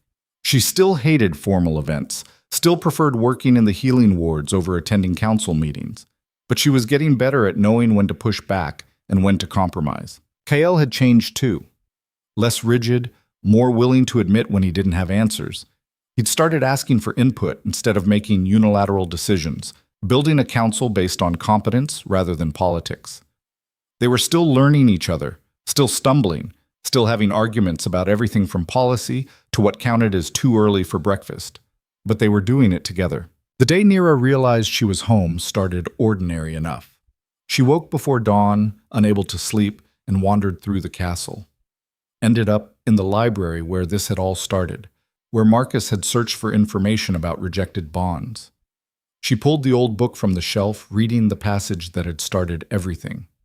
When a bond is severed against the will of fate, the rejected party becomes unmoored from natural law. Unmoored. That's what she'd been her entire life. floating, untethered, belonging nowhere. Until Kael had rejected her, she'd restored their bond, and she'd chosen to anchor herself here. Can't sleep? Kael's voice came from the doorway. Too much thinking. Nira closed the book. Do you ever wonder what would have happened if we'd met differently? If the bond had formed without the curse, without the pressure? Sometimes. Why? Because I think we would have rejected each other anyway. Nira turned to face him. You would have seen my walls and assumed I was cold. I would have felt your need for control and run. We needed the crisis to strip away our defenses enough to actually see each other. That's depressing. Or hopeful. Means we can handle anything else life throws at us. She smiled. We survived a curse, a conspiracy, and a rejected bond. Regular life should be easy. You're an optimist now? I'm a realist who occasionally allows for positive outcomes. Kael laughed, crossing to pull her into his arms. I love you. I know, you broadcast it constantly through the bond. Can't help it. You're very lovable. I'm difficult and damaged and terrible at social events. All true. Still lovable. Nira kissed him, soft and easy. Through the bond, she felt his contentment, his certainty that this, messy and imperfect and sometimes hard, was exactly where he wanted to be. She felt the same. Come on, she said, pulling back. Sun's rising. Let's watch it from the peak. They climbed the mountain together, reaching the ritual site just as dawn broke. The platform was empty now, the symbols faded, just a flat stone circle overlooking the kingdom. Light spread across Ashmore, touching fields that were green again, buildings that were whole, people who were healing. In the distance, Nira could see farmers working, merchants opening shops, children playing in streets. Life. Actual, vibrant, messy life. We did that, Kael said quietly. We gave them a future. We gave ourselves one too. Nira looked at him. No more running. No more hiding what I am. No more pretending strength and vulnerability can't coexist. No more choosing duty over the people who matter. No more fear disguised as logic. Kael's smile was soft. We're going to screw up, make bad decisions, hurt each other accidentally, fail spectacularly at least a dozen more times. Probably. But we'll do it together. Together? Nira agreed. The sun rose fully, bathing them in golden light. The bond between them hummed, not demanding or desperate anymore, just present. A constant reminder that they'd chosen this, chosen each other, chosen to build something better from the wreckage of what could have been. Far below, the kingdom woke up. People went about their lives, most of them unaware that their Alpha and Luna were standing on a mountain watching dawn break. And that was fine, because this moment wasn't for them. It was for Nira and Kael. Two people who'd been broken in different ways, who'd hurt each other and healed each other, who'd learned that strength wasn't about being invulnerable. It was about being brave enough to be vulnerable anyway. What are you thinking? Kael asked. Nira smiled, her eyes on the horizon. That rejection was the best thing that ever happened to me. Really? Really. Because it forced us to choose each other deliberately. Not because fate said so or duty demanded it, but because we wanted to. She turned to face him. You didn't just accept me. You fought for me, for us, and that means more than any destined bond ever could. Kael kissed her forehead. For what it's worth, I'm glad I came back. Me too. They stood together, watching the kingdom wake up, feeling the bond between them settle into something permanent and unbreakable. Not because it was fated, but because they'd chosen to make it so. In the distance, church bells started ringing, not for mourning this time, but for celebration, for survival, for the simple fact that they'd made it through the darkness and come out the other side. Nira closed her eyes and let herself feel it all. The warmth of the sun, the strength of Kael's presence beside her, the pulse of life returning to the land below. Let herself believe, finally, that she belonged here, that she'd found home not in a place but in choosing to stay. The girl who'd been dragged into a throne room in chains was gone. In her place stood a Luna who'd saved her kingdom, restored her bond, and learned that power wasn't about never showing weakness. It was about showing it and surviving anyway. And that was enough. More than enough. It was everything. It's the end on Years later, when people told the story of Ashmore's darkest hour, they spoke of the rejected mate who became a savior, of an alpha who learned that strength meant admitting mistakes, of a kingdom that survived because two broken people chose to trust each other despite every reason not to. They spoke of it as a legend, a fairy tale with a tidy ending. But Naira and Kael knew the truth, that happy endings weren't neat or simple. They were messy and hard-won and required choosing each other again and again every single day, required forgiving each other's failures and celebrating each other's growth, required building something real from the wreckage of what could have been. The curse was gone, the conspiracy defeated, the kingdom rebuilt, but the real victory wasn't in any of that. It was in two people standing on a mountain at dawn, holding hands, facing the future together, imperfect, uncertain, and absolutely unbreakable.